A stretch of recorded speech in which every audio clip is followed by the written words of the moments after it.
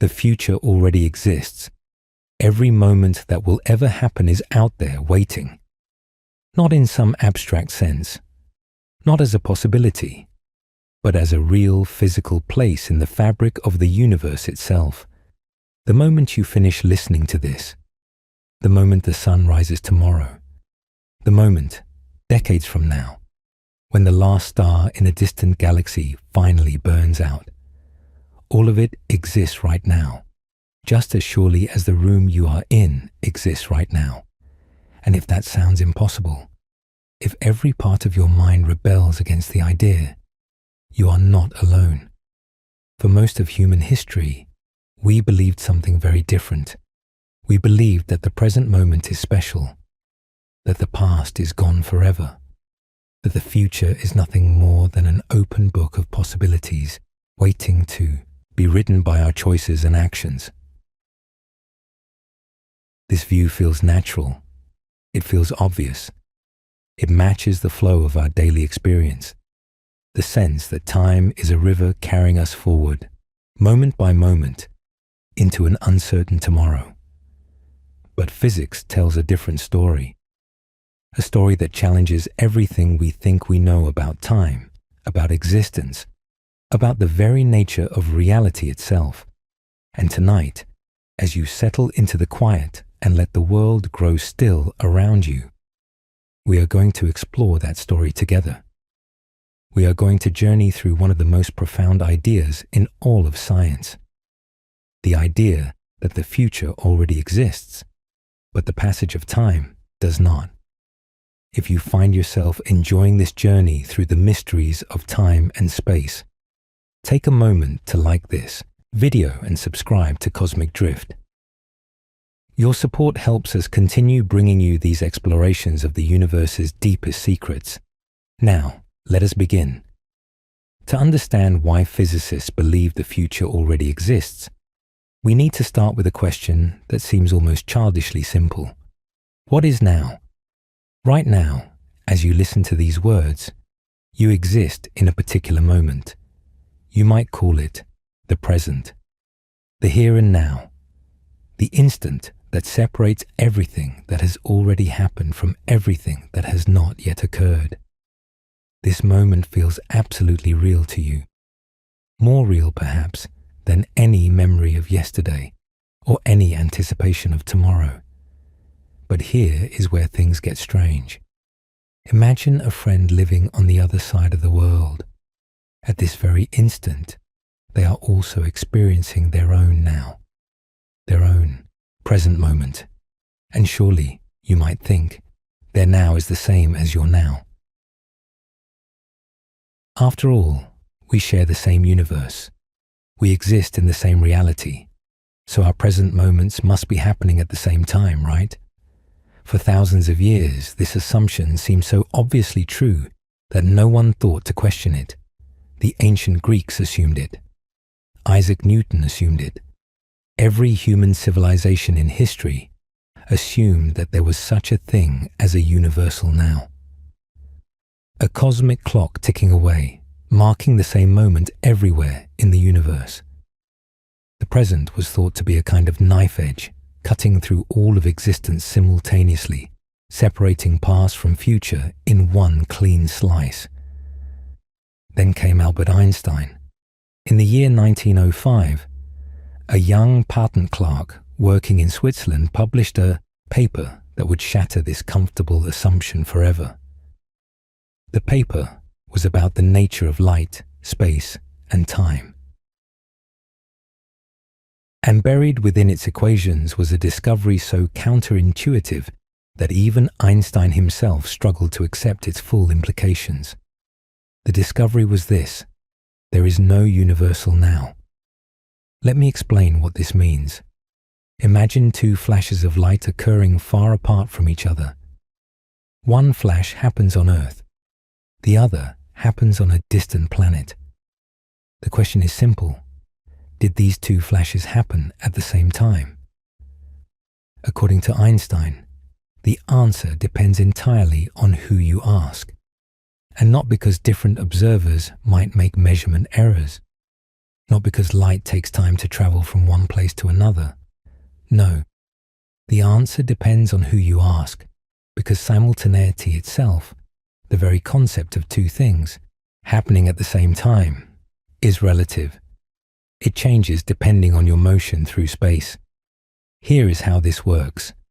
Imagine you are standing on a train platform. A friend is riding past you on a very fast train. At the moment your friend passes you, two lightning bolts strike. One hits the front of the train, one hits the back. From your perspective on the platform, standing exactly midway between the two strike points, you see both flashes at exactly the same instant. The light from both strikes travels equal distances to reach your eyes, so you conclude, quite reasonably, that the two lightning bolts struck simultaneously. But your friend on the train reaches a different conclusion. Remember, the train is moving. So from your friend's perspective, they are moving toward the front of the train and away from the back. This means the light from the front strike has a shorter distance to travel to reach their eyes, while the light from the back strike has a farther distance. Since light always travels at the same speed, your friend sees the front flash first, and since they are sitting exactly in the middle of the train, they conclude that the front lightning bolt struck before the back one. Now, here is the crucial question. Who is right? Did the lightning bolt strike at the same time, as you observed from the platform? Or did the front one strike first, as your friend observed from the train? Einstein's revolutionary answer was that you are both right. There is no absolute truth about which events are simultaneous. Simultaneity depends on your state of motion. And this is not because one of you is making an error that could be corrected with better instruments. This is a fundamental feature of the universe itself. Two events that are simultaneous for one observer are not simultaneous for another observer, moving at a different velocity. At first glance, this might seem like a minor philosophical curiosity, an interesting quirk of physics with no real implications for everyday life. But follow the logic carefully, and you arrive at something astonishing, something that changes everything we think we know about time. Consider what this means for the concept of now. If there is no universal standard of simultaneity, then there can be no universal present moment. Your now is not the same as someone else's now if they are moving relative to you. And this is not just true for people riding on trains. This is true for everyone in the universe. Every star, every planet, every particle, an alien living in a distant galaxy, moving at a certain velocity relative to Earth, might have a present moment that corresponds to what we would call our past. Another alien, moving in the opposite direction, might have a present moment that corresponds to what we would call our future. Neither of them is wrong. Neither is making an error. They simply exist in different slices of reality, different cuts through the fabric of existence. Now, here is where things get really strange. Think about what this implies. If that first aliens now includes events that are in our past, then our past must somehow still exist. It must be real for that alien in some meaningful sense. They are not remembering our past or imagining it. They are coexisting with it. Their present moment is simultaneous with what we would call our yesterday. And if that second aliens now includes events that are in our future, then our future must also exist. It must be out there already, real and concrete, waiting, not as a possibility, not as a potential, but as an actual part of the structure of the universe. This line of reasoning leads to one of the most profound concepts in modern physics, a concept known as the block universe. Imagine the entire universe, from the Big Bang to the distant future, as a single four-dimensional object. Think of it like a loaf of bread. Each slice of the bread represents a three-dimensional snapshot of space at a particular moment in time. And just as every slice of a loaf of bread exists simultaneously, with the bread being all there at once, so too does every moment in time exist simultaneously in the block universe. The past is not gone. The future is not unwritten. They are both out there, real and unchanging, just as surely as distant locations in space are out there right now. When we remember the past, we are not remembering something that no longer exists. We are remembering another part of the block, another slice of the loaf, that is just as real as the slice we currently occupy. When we anticipate the future, we are not imagining something that might happen. We are anticipating another part of the block that already exists and always has existed. This view of time goes by several names. Some call it eternalism, from the idea that all moments of time are equally eternal. Some call it the block universe, from the image of the four-dimensional block containing all of spacetime. Some call it the frozen river, from the contrast with our usual image of time as a flowing stream. Whatever name you prefer, the core idea is the same. All of time exists simultaneously, laid out like a landscape we travel through. Picture yourself standing in a vast desert. In front of you stretches an endless expanse of sand dunes. Behind you lies more of the same. To your left and right, the desert continues as far as the eye can see. Now, you would never say that the dunes in front of you do not exist. You would never claim that the dunes behind you have somehow vanished. They are all there, all real, all part of the same desert landscape. The block universe asks us to think about time in exactly this way. The moments ahead of us are like the dunes in front of us. The moments behind us are like the dunes we have already passed. They all exist. They are all equally real. We just happen to be experiencing one particular slice of the whole at any given moment. But wait, you might be thinking, if the future already exists, why does it feel so much like we are creating it? Why does it seem like our choices matter? Why does the past feel so different from the future? These are excellent questions, and to answer them, we need to think carefully about what it means for time to flow. Close your eyes for a moment and pay attention to your experience. Notice how it feels like time is passing. Notice the sense that each moment arises, exists briefly, and then fades away to make room for the next. Notice how the present seems to move forward, like a spotlight sliding along a timeline, illuminating each instant and then moving on. This feeling is so fundamental to our experience that it seems impossible to deny.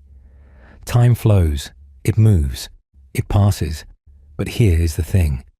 Physics has never found any evidence for this flow.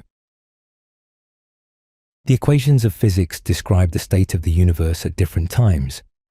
They tell us how one state relates to another. They allow us to calculate what happens next or what happened before. But nowhere in these equations is there a term for the flow of time. Nowhere is there a variable representing the movement of the present moment. Nowhere is there any mathematical description of now sliding forward through the timeline. This is not because physicists have not looked. It is because the concept does not seem to make sense when you examine it closely. Think about it. If time flows, how fast does it flow? A second per second? But that is not really an answer.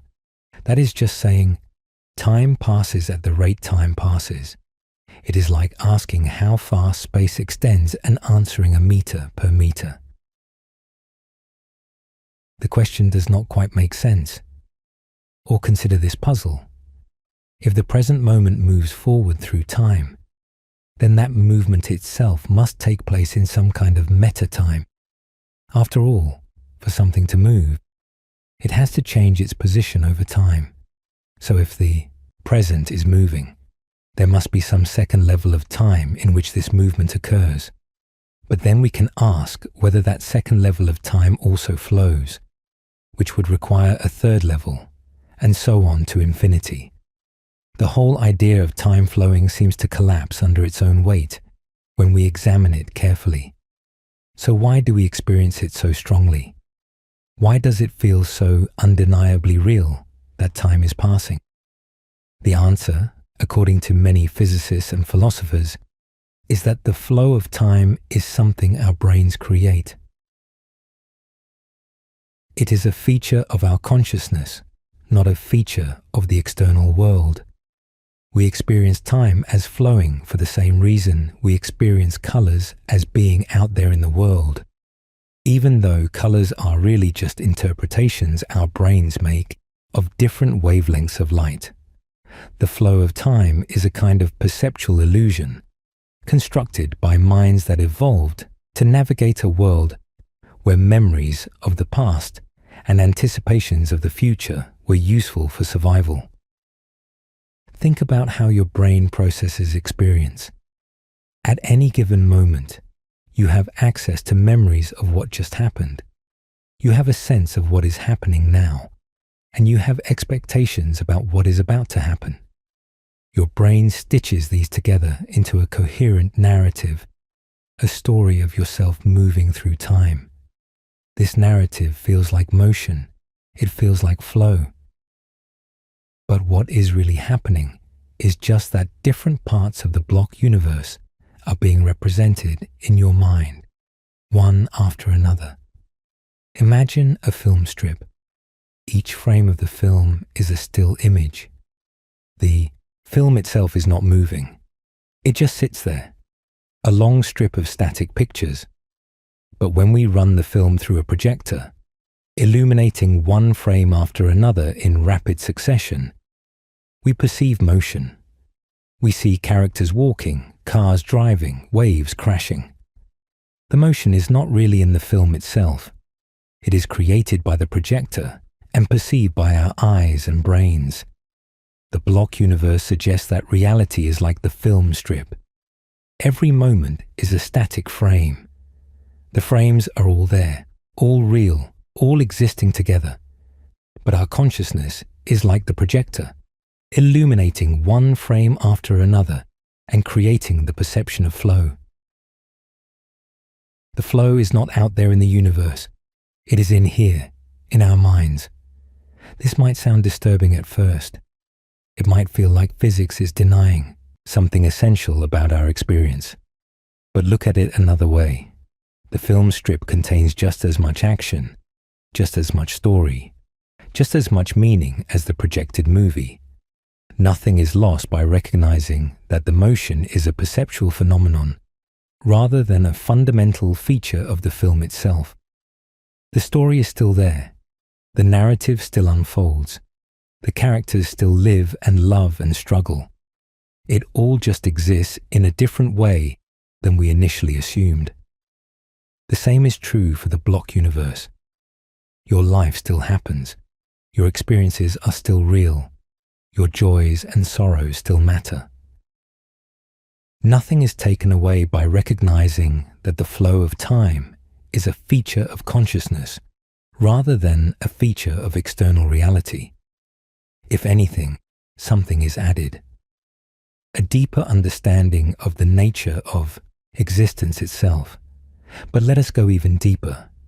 Let us ask why our consciousness creates this illusion of flow. Why do our brains process time in this particular way? The answer likely has to do with memory and causation. Our brains evolved in a world where the past and the future were very different. The past was fixed and known, at least in principle. The future was uncertain and needed to be predicted. Having accurate memories of the past helped our ancestors learn from experience. Having good anticipations of the future helped them plan and prepare. This asymmetry between past and future shaped the way our brains process information. We store memories of the past. We do not store memories of the future. We can remember breakfast this morning. We cannot remember dinner tonight. This one-way flow of information from past to future creates the sense that time itself is flowing in that direction. But here is the key insight. This asymmetry in our mental processes does not prove that time itself flows. It just shows that our brains have a particular relationship with time, a relationship that creates the illusion of flow. The actual structure of time, according to the physics of relativity, is the block universe, a four-dimensional expanse in which past, present, and future all exist together. Now, there is another question that often arises at this point. If the future already exists, what about change? Surely things change. The weather changes. People grow older. Stars are born and die. If everything already exists in the block universe, how can there be any change at all? The answer is subtle but important. Change does exist in the block universe. It just exists differently than we usually imagine. Think of it this way. In the block universe, the version of you at age 10 is different from the version of you at age 30. These are not the same person. They have different memories, different physical characteristics, different positions in space-time. In that sense, change has definitely occurred. The 10-year-old you is not the 30-year-old you. What does not exist is dynamic change. Change that happens over time in the sense of the present moment updating and transforming. In the block universe, there is no updating. There is no moment called now that moves forward and brings about new states. Instead, all the different states simply exist, spread out along the time dimension. The universe does not evolve. It simply is, in all its temporal, spread and variety. An analogy might help here. Consider a river frozen solid. You can walk along the riverbank and see different parts of the river. Some parts are narrow, some are wide, some have rapids, some have calm pools. In that sense, the river varies. It changes from one location to another. But the frozen river is not actually flowing. The water is not actually moving. The variation exists, but it exists spatially, not dynamically. The block universe is like a frozen river of time. Different moments are like different locations along the river. There is variation between them. There is change, in the sense that one moment is different from another. But there is no flowing, no dynamic updating, no present moment rushing forward into the future. This is a lot to take in. So let us pause here for a moment and let these ideas settle.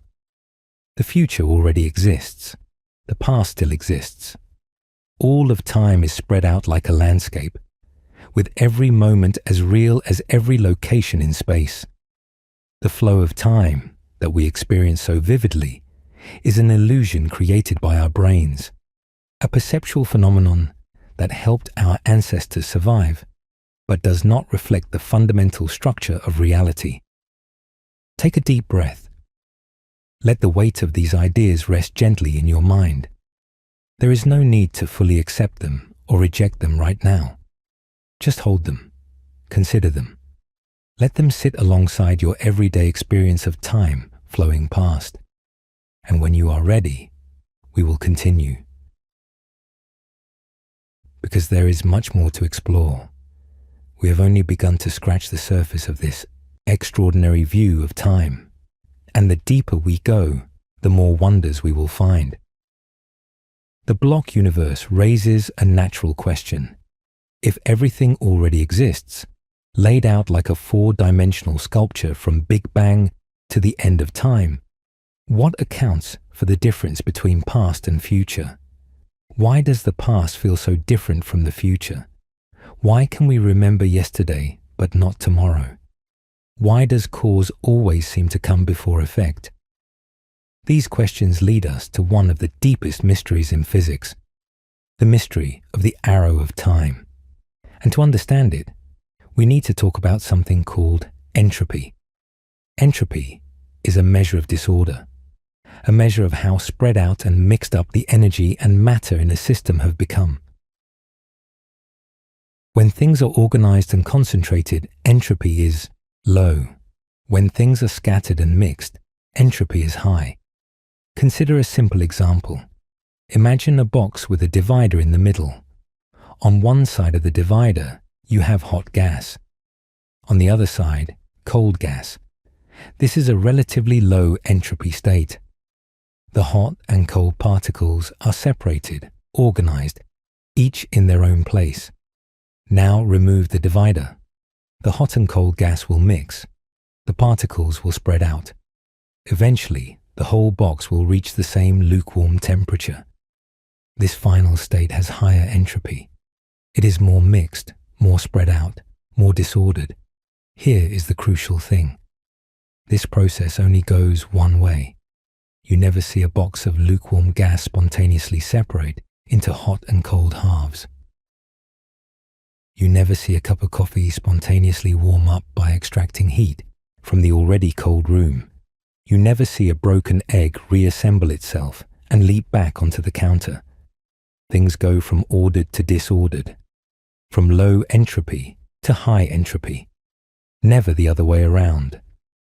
This observation is codified in one of the most fundamental principles in physics, the second law of thermodynamics. This law states that in an isolated system, entropy never decreases. It always stays the same or increases.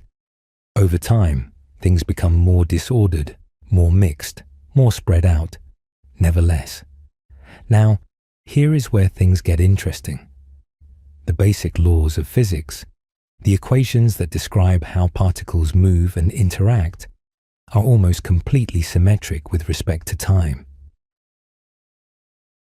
If you film a simple collision between two particles and play it backwards, the reversed film shows something that is also a perfectly valid physical process. The equations work just as well forwards as backwards. There is nothing in the fundamental laws themselves that points one way along the time axis rather than another. And yet, the second law of thermodynamics is blatantly asymmetric. It says entropy increases toward the future, not the past. It singles out one direction of time as special. It gives time an arrow. How can this be? How can time-symmetric laws give rise to a time-asymmetric world?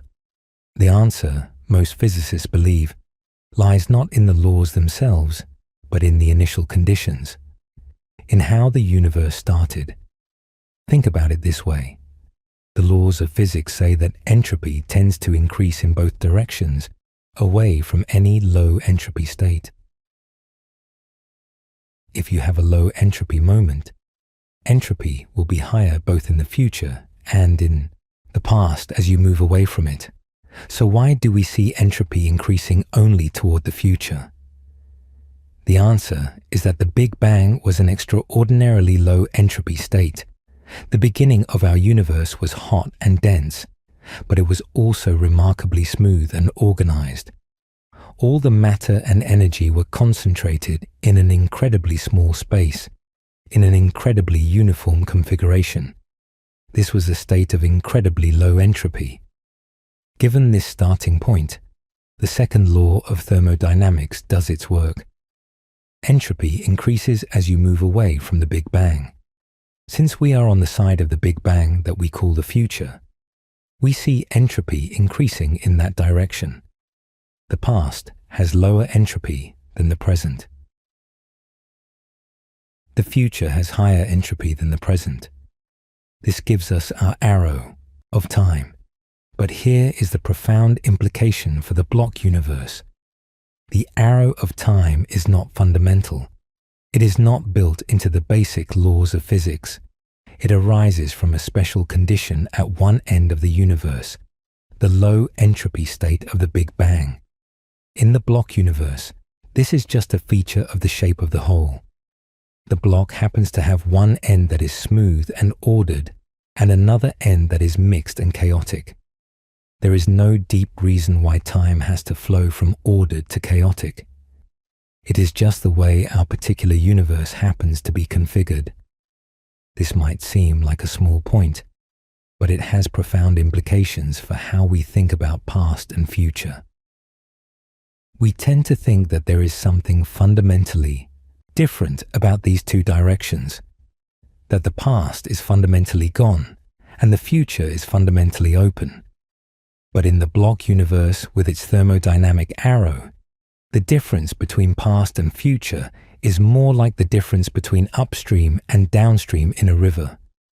The water flows one direction because of the landscape, not because of anything intrinsic to the water itself. Time has an arrow because of the shape of the block, not because of anything intrinsic to time itself. Let us connect this back to our experience. Why do we remember the past and not the future? The answer has to do with entropy and information. Memories are physical things.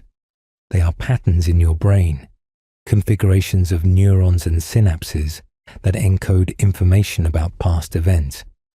Creating a memory is a physical process.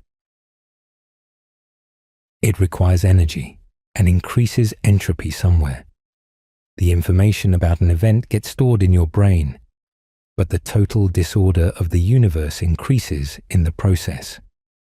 Now, think about what it would mean to remember the future. You would have to have information about events that have not yet happened, stored in your brain before they occur. But where would this information come from? In a universe where entropy increases toward the future, information flows from past to future, not the other way around. The past leaves traces in the future. Events cause records to be made, footprints to be left, memories to be formed. The future does not leave traces in the past, because that would require entropy to decrease, which the second law forbids. So our one-way memory is not a fundamental feature of time itself. It is a consequence of the entropy gradient in our universe. We remember the past because the past has lower entropy than the present, and information flows from low entropy states to high entropy states. If we lived in a region of the universe where entropy decreased toward the future, we would remember the future and not the past. Our sense of which direction is forward would be reversed. This is a strange and humbling thought. The direction we call the future, the direction that feels so much like forward, is really just the direction of increasing entropy. It is not special in any deep metaphysical sense. It is just the direction away from the low entropy Big Bang. In the block universe, both directions are equally real. We just happen to be oriented in one particular way because of how our brains process information. But there is another question lurking here. Why was the Big Bang such a low entropy state in the first place? This is one of the deepest unsolved mysteries in physics. The laws of thermodynamics tell us that low entropy states are unlikely, vastly unlikely, cosmically unlikely. So finding the universe in such a state at the very beginning seems like finding a shuffled deck of cards in perfect order. Possible, but so improbable as to demand an explanation. Many theories have been proposed. Perhaps our universe is part of a larger multiverse, and we happen to live in a region with unusual initial conditions. Perhaps the laws of physics themselves somehow favor low entropy initial states. Perhaps there is some deeper principle we have not yet discovered that explains why the beginning was so special. For now, we do not know. The low entropy beginning is a fact that physics has to take as given, at least until we understand more about the origins of the universe. But whatever the explanation turns out to be, it will not change the basic picture of the block universe.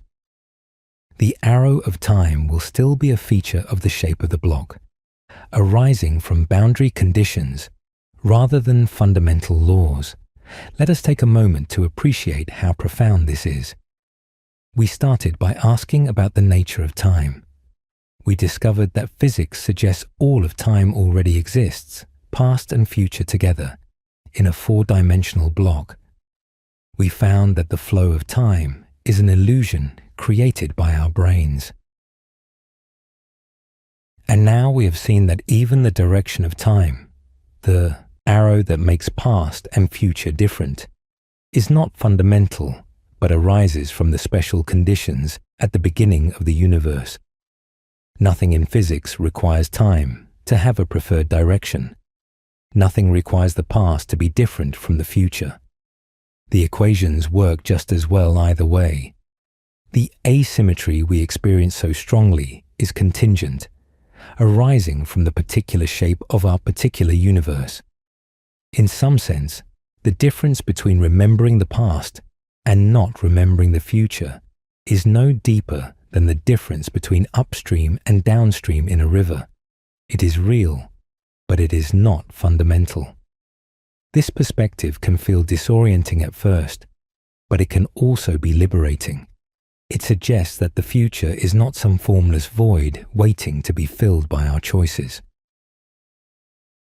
It is a place that already exists, as real and concrete as the room you are in right now. It is out there waiting for you to arrive, just as surely as a city on the horizon waits for a traveler approaching along the road. And the past is not gone. Your childhood still exists. Your first love still exists. Every moment of joy and sorrow that you have ever experienced is still out there, a permanent part of the fabric of reality. Nothing is ever truly lost, because nothing ever actually disappears. It all just occupies a different position in the block, a different slice of the eternal space-time loaf. Drift with this thought for a moment. Let yourself imagine the whole of your life, from birth to death, laid out like a sculpture in 4 dimensions. Every moment you have ever lived, every moment you will ever live. All of it there at once, all of it real, all of it eternal. The baby you were, the person you are now, the elder you will become. Different stages of a single 4-dimensional existence, connected and complete.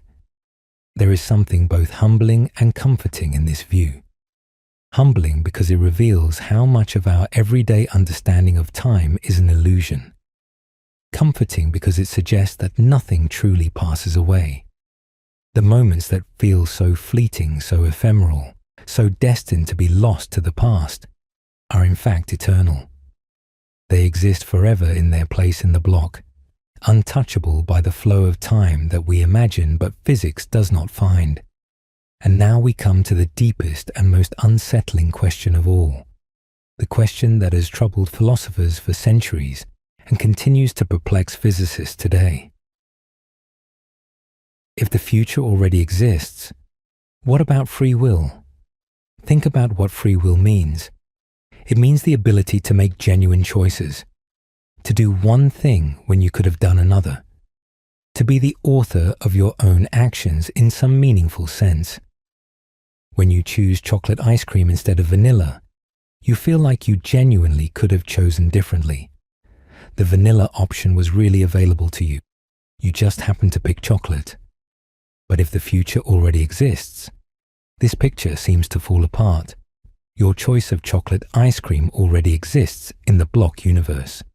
It is already there, fixed and unchangeable, just as your past choices are fixed and unchangeable. You did not really have the option to choose vanilla. You were always going to choose chocolate.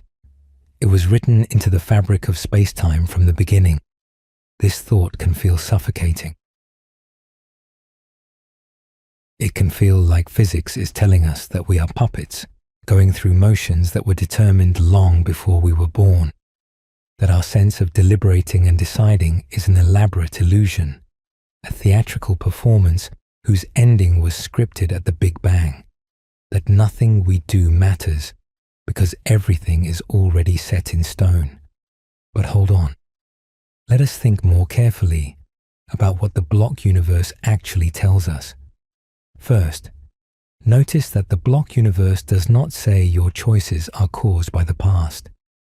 It does not say that the Big Bang determined what you would have for breakfast today. The block universe is not the same as determinism, although they are often confused. Determinism is the claim that earlier states of the universe cause later states. That if you knew everything about the universe at one moment, you could in principle calculate everything about the universe at all later moments. The past forces the future to be a certain way. The block universe is different. It is the claim that all moments of time exist equally, that the future is as real as the past. This is a claim about existence, not about causation. The block universe could be compatible with determinism, but it could also be compatible with indeterminism. It does not commit us either way. Think of it like this. Imagine a map showing the layout of a city. The map shows where all the streets are, where all the buildings are, how everything connects. But the map does not tell you how the city was built. It does not tell you whether the layout was planned by a central authority or emerged gradually from many individual decisions. It just shows what exists. The block universe is like a map of spacetime. It shows what exists, where all the events are, how everything connects. But it does not tell us whether those events were determined by earlier events, or happened spontaneously, or resulted from genuine free choices. The existence of the future does not by itself tell us anything about how the future came to be.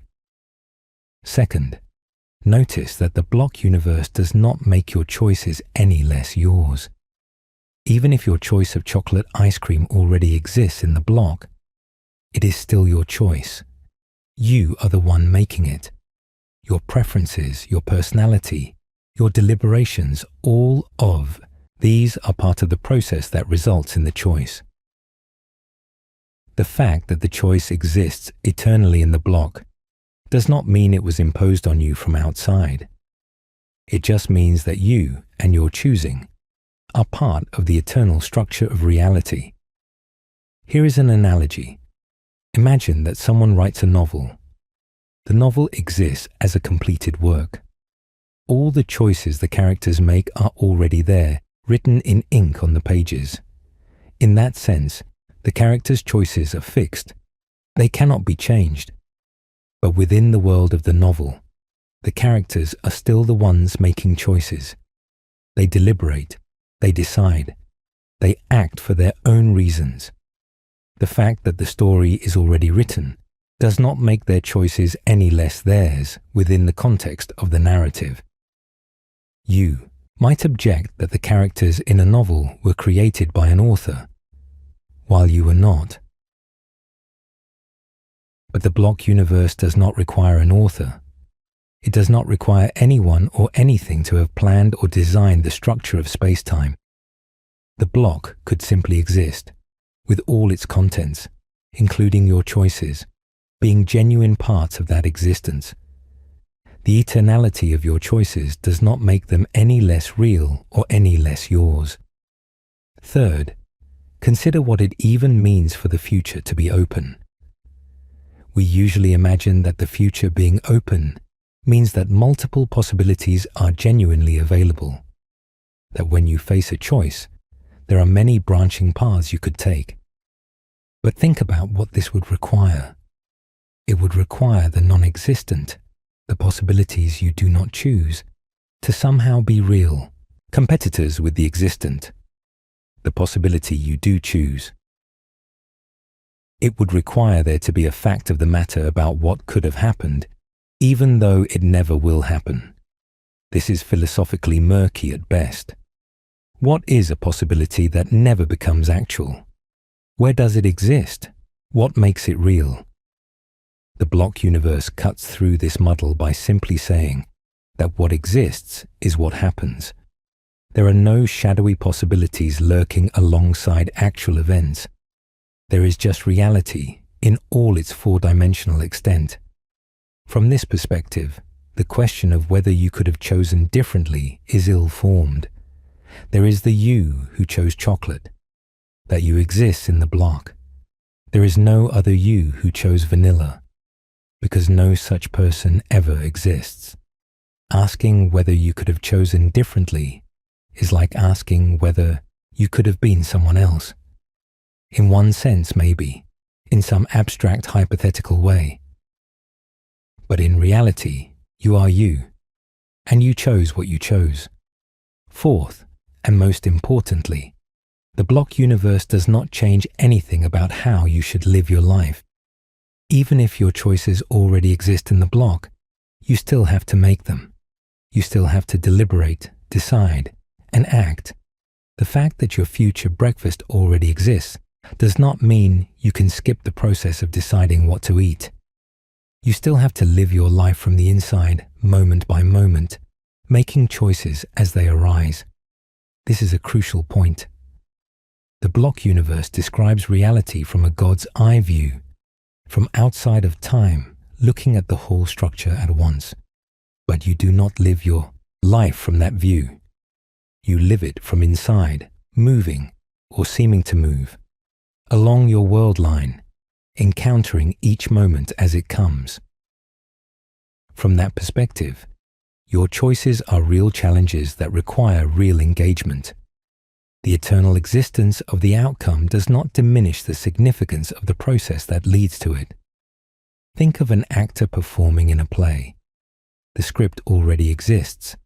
Every line, every movement, every plot twist is already written down. But the actor still has to perform. They still have to bring the words to life, embody the character, make the story real in the moment of the performance. The pre-existence of the script does not make the performance meaningless. If anything, it is the performance that makes the script meaningful. Perhaps your life is similar. Perhaps the script of your existence already exists in the block universe. But you still have to perform it. You still have to live it. And it is your living of it, your experiencing of it from the inside, that gives it meaning and significance. The eternal existence of your story does not diminish the importance of your telling of it. So what should we make of free will in the block universe? Different philosophers have different answers. Some argue that the block universe is incompatible with free will, and that free will is therefore an illusion. Others argue that free will is compatible with the block universe, that being the author of your choices is all that matters, regardless of whether those choices already exist in some eternal sense. Still others argue that the question of free will is confused, that it mixes up different concepts and asks unanswerable questions. What seems clear is that the block universe does not settle the question of free will once and for all. It reframes the question. It forces us to think more carefully about what we mean by choice, by possibility, by authorship. But it does not simply eliminate free will or prove that our choices do not matter. The block universe is stranger than our everyday assumptions, but it is not necessarily bleaker. And there is one more twist to consider. The block universe, for all its strangeness, is not the only interpretation of physics. It is one way of making sense of relativity and quantum mechanics. There are other ways. Some physicists argue for a growing block, where the past and present are real, but the future is genuinely open. Some argue for a form of presentism, where only the present moment exists and the past and future are abstractions. Some argue that our current theories of physics are incomplete and that a final theory might look very different. The truth is that we do not know for certain what the ultimate nature of time is. The block universe is a powerful and elegant interpretation of our best current theories, but it is not proven beyond all doubt. Science continues to advance. New theories and new experiments might change our understanding. We should hold our current views with appropriate humility, recognizing that the universe may have surprises in store. For now, though, let us sit with the possibility that the block universe might be true. Let us see what that would mean for how we think about our lives and our place in the cosmos. If all of time already exists, then in some sense death is not an ending. Your life is a four-dimensional object stretching from birth to death. When you die, you do not cease to exist. Your four-dimensional self continues to exist just as it always has. It is just that there is no more of it in the direction we call the future. But all the parts of it that have already happened continue to be real, continue to be part of the eternal fabric of space-time. This is a strange kind of immortality, not the immortality of living forever, of having an unending future, but the immortality of existing eternally, of being a permanent part of the structure of reality. Your life is not a candle that burns and goes out, leaving nothing behind. It is a sculpture carved into the fabric of time itself, existing forever in its proper place. The same is true for everyone you love, your parents, your children, your friends. Their four-dimensional lives exist eternally in the block, intersecting with yours, weaving together into the grand tapestry of human existence. Death does not separate you from them in any ultimate sense. It just means that your world lines diverge, that there is no more overlap in the direction we call the future. But all the moments you shared, all the experiences you had together, all the love and connection and meaning, these continue to exist forever. This perspective does not eliminate grief. When someone dies, you lose the ability to interact with them, to create new memories, to continue the story you were building together. This loss is real and painful and deserving of mourning. But perhaps the block universe offers a kind of comfort alongside the grief, a recognition that nothing is ever truly lost, that the moments you treasured are not gone, just located elsewhere in the eternal now. And what about the future? If it already exists, should we not try to discover it? Should we not devote our energies to predicting what will happen, rather than trying to make things happen? Here is where we need to remember the arrow of time and its connection to information.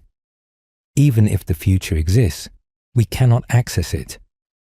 Information flows from past to future, not the other way around. Our brains can only form memories of earlier states, not later ones. We are embedded in the block in a particular way, with access to the past but not the future. This is not an accident or a limitation. It is a fundamental feature of how entropy and information work in our universe. So even in the block universe, the future remains unknown to us. We still have to make plans. We still have to take risks. We still have to live with uncertainty about what will happen. The existence of the future in some abstract metaphysical sense does not change the practical reality of our ignorance about what that future contains. We still have to live our lives forward, moment by moment, doing our best to navigate the unknown. Perhaps there is wisdom in this. Perhaps the fact that we cannot see the future is a gift, not a curse. It allows us to live with genuine anticipation, genuine surprise, genuine discovery. If we knew everything that was going to happen, life might become unbearably dull. The not knowing keeps things interesting. It preserves the sense of adventure. And there is another thought to consider. In the block universe, every moment of your life is equally real. The moment you are experiencing right now is no more real than the moment you experienced 10 years ago, or the moment you will experience 10 years from now. They are all there, all permanent, all part of your eternal four-dimensional existence. but you can only be conscious of one moment at a time. Right now, this moment is the one you are experiencing. And in some sense, that makes this moment special, even if it is not metaphysically privileged over other moments. This is the moment you are in. This is the slice of the block you inhabit.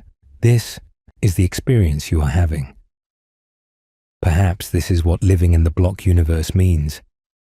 Not dwelling on the eternal existence of past or future, but being fully present in whatever moment you find yourself in. After all, the block universe does not change the texture of immediate experience. The sunset is still beautiful. The coffee is still warm. The embrace of a loved one is still comforting. These experiences do not become less real or less valuable just because they exist eternally. If anything, they become more precious, knowing that they are permanent features of the cosmos. So drift with this thought for a moment. Drift in the eternal now. Recognize that wherever you are, whatever moment you are experiencing, that moment is a permanent part of reality. It does not pass away. It does not fade. It exists alongside all other moments in the grand four-dimensional structure of space-time. And when worry about the future arises, or regret about the past, remember that past and future are both already there. They are not problems to be solved or destinations to be reached. They are places in the block, just as real as where you are now. You will experience them in due course, moment by moment, as your consciousness moves, or seems to move, along your world line. But their existence is already secure. They are waiting for you, fixed and eternal, part of the structure of the universe that has always been and always will be. There is peace in this view, a peace that comes from releasing the constant struggle against time. We spend so much energy trying to control the future, trying to undo the past, trying to make time go the way we want. But if the block universe is true, this struggle is based on an illusion. Time does not flow. It does not need to be controlled or directed. It simply exists in all its four-dimensional splendor. This does not mean we should become passive or fatalistic. We still need to live. We still need to choose. We still need to act, but perhaps we can do so with a lighter touch. Less anxiety about outcomes that already exist. Less regret about choices that are already made. More acceptance of the eternal structure of things. After all, the choices you made are the right choices, in the sense that they are the actual choices. They are the ones that exist in the block. The alternatives you imagine are just that, imaginary. They never were and never will be real. There is a kind of liberation in accepting this, a freedom from the burden of infinite hypothetical alternatives, and the moments ahead of you are already there, waiting. You do not need to create them or force them into being. You just need to experience them as they come. They will reveal themselves to you in due course, one by one, like pages in a book you are reading for the first time. The book is already written, but for you, reading it, each page is fresh and new and full of surprise. This is what it means to live in the block universe, to recognize the eternal existence of all moments while still being fully present in each one, to hold the paradox of time's existence and time's experience without needing to resolve it, to drift through the cosmos, knowing that your whole journey is already there, and yet still finding wonder in every step along the way. The night is deep now. The world is quiet. And perhaps you are beginning to feel the tug of sleep, the gentle pull toward rest and dreams. Let these thoughts about time and existence settle softly in your mind. They are not urgent. They do not demand action or response. They are simply ideas to hold, to consider, to let percolate through your consciousness as you drift towards sleep. And as you drift, consider this. If all of time already exists, then in some sense, you are already asleep. The sleeping version of you already exists in the block, just a little further along your world line. And the version of you who will wake tomorrow, refreshed and ready for a new day, that version already exists too. You are connected to them, continuous with them, part of the same eternal four-dimensional being. Sleep is not an interruption of your existence. It is a part of it, a stretch of the block where consciousness dims and dreams arise. And dreams themselves, those strange adventures of the sleeping mind, they too are part of the block.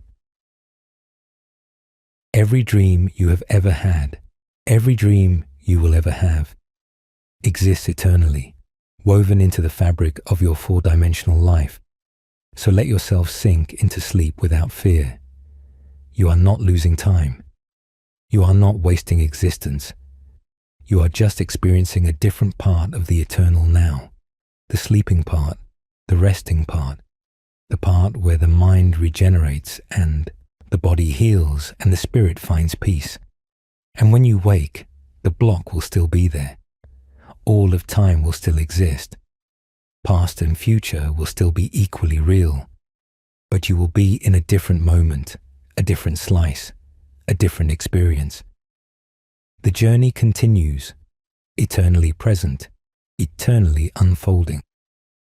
Now let us turn our attention to another mystery that the block universe helps illuminate, a mystery that has puzzled physicists and philosophers for generations. The mystery of why the fundamental laws of physics seem to treat past and future so similarly, even though our experience of them is so different. We have already touched on this puzzle. The basic equations of physics, the equations that describe how particles move and interact at the most fundamental level, are almost completely symmetric with respect to time. If you run a movie of particles colliding and bouncing off each other, and then run the movie backward, the reverse movie shows something that is also a perfectly valid physical process. The laws allow motion in either direction along the time axis. This is true for Newtonian mechanics. It is true for electromagnetism. It is true for general relativity. It is even mostly true for quantum mechanics, with some subtle exceptions that we will discuss shortly. The fundamental laws do not have a built-in preference for one direction of time over another. And yet, as we have seen, the universe as we experience it is profoundly asymmetric in time. Eggs break but do not unbreak. Ice melts but does not unmelt. People age but do not grow younger. The past is fixed while the future seems open. Information flows from past to future, not the other way around. Everywhere we look, we see time's arrow pointing firmly in one direction. How can symmetric laws give rise to an asymmetric world? The standard answer, as we discussed, is that the asymmetry comes not from the laws, but from the boundary conditions, specifically from the low entropy state of the Big Bang. The universe started in a highly ordered, low entropy configuration. Given that starting point, the second law of thermodynamics takes over, and entropy increases in the direction away from that special beginning. But this raises a question. Why those boundary conditions? Why did the universe begin in such an unusual state? A state so unlikely that if you picked a random configuration of the universe, the chance of picking one like ours would be vanishingly small. Something seems to be demanding an explanation.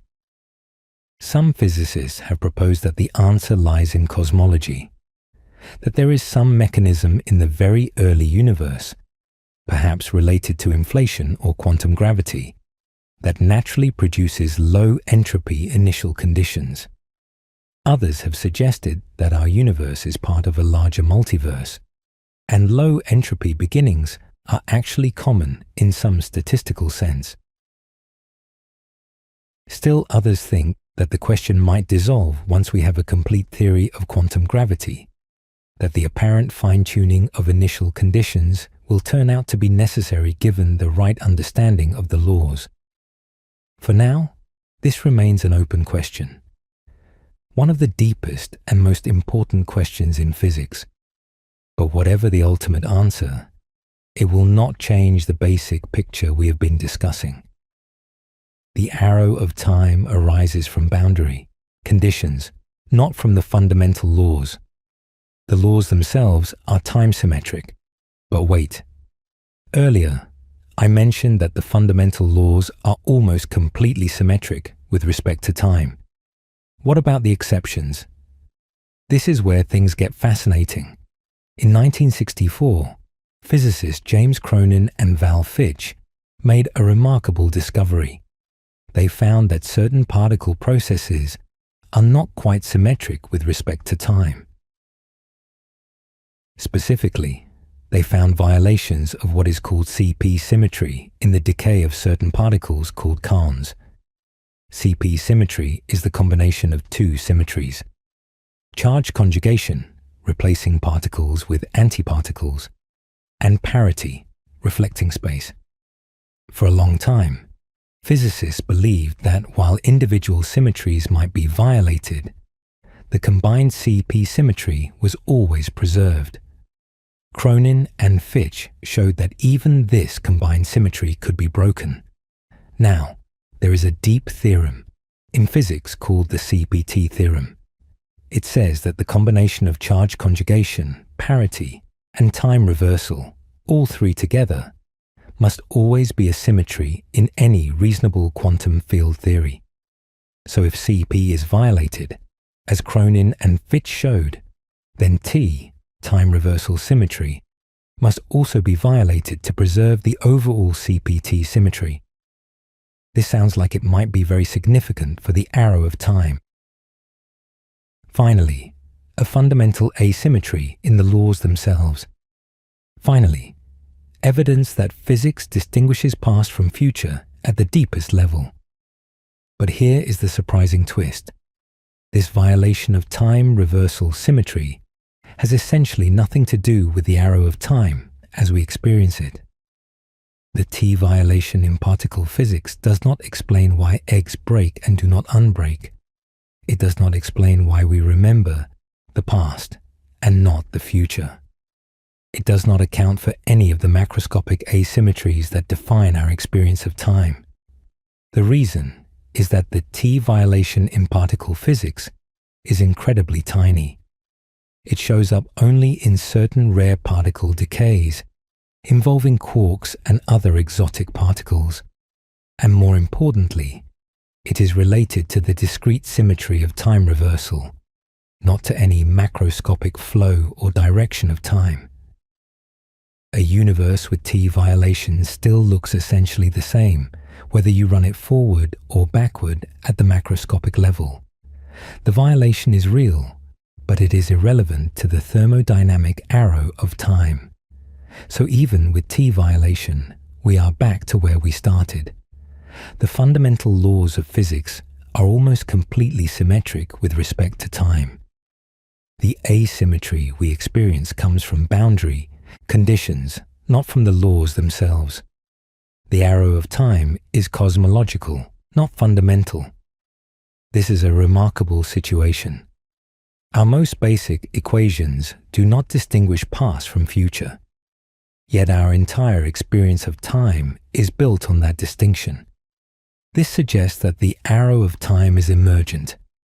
It arises from the particular configuration of our universe, not from anything built into the fabric of physics itself. In the block universe picture, this makes perfect sense. The block is a four-dimensional structure, and the equations of physics describe relationships between different parts of that structure.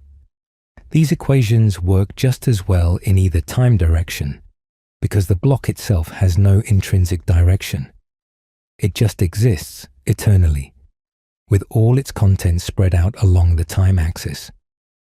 The arrow of time, then, is a feature of the shape of the block.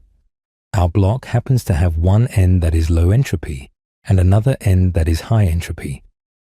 This gives rise to the arrow, but a different block, with different boundary conditions, could have the arrow pointing the other way, or could have no arrow at all, if it were in equilibrium throughout. We are the inhabitants of a particular block with a particular shape. Our experience of time, our sense of past and future, our memories and anticipations, all of these are consequences of that shape. They feel fundamental to us because they define our existence within the block, but they are not fundamental to the block itself. There is something both humbling and liberating in this realization. Humbling because it shows how parochial our perspective is. We thought the arrow of time was a deep truth about the universe. It turns out to be a consequence of where and when we live. Liberating because it reveals the deep symmetry underlying our asymmetric experience. At bottom, past and future are the same. They are just different directions in the block. Our sense of their difference is real, but it is also contingent. It depends on the particular shape of our particular universe. And this brings us back, finally, to the title of our exploration. The future already exists, but the passage of time does not. The future exists because the block universe is a four-dimensional structure in which all moments are equally real. Future moments have the same ontological status as past moments. They are out there, part of the eternal fabric of space-time, just as surely as distant locations in space are out there. But the passage of time does not exist because there is no flow, no moving present, no dynamic unfolding. The equations of physics describe static relationships between events.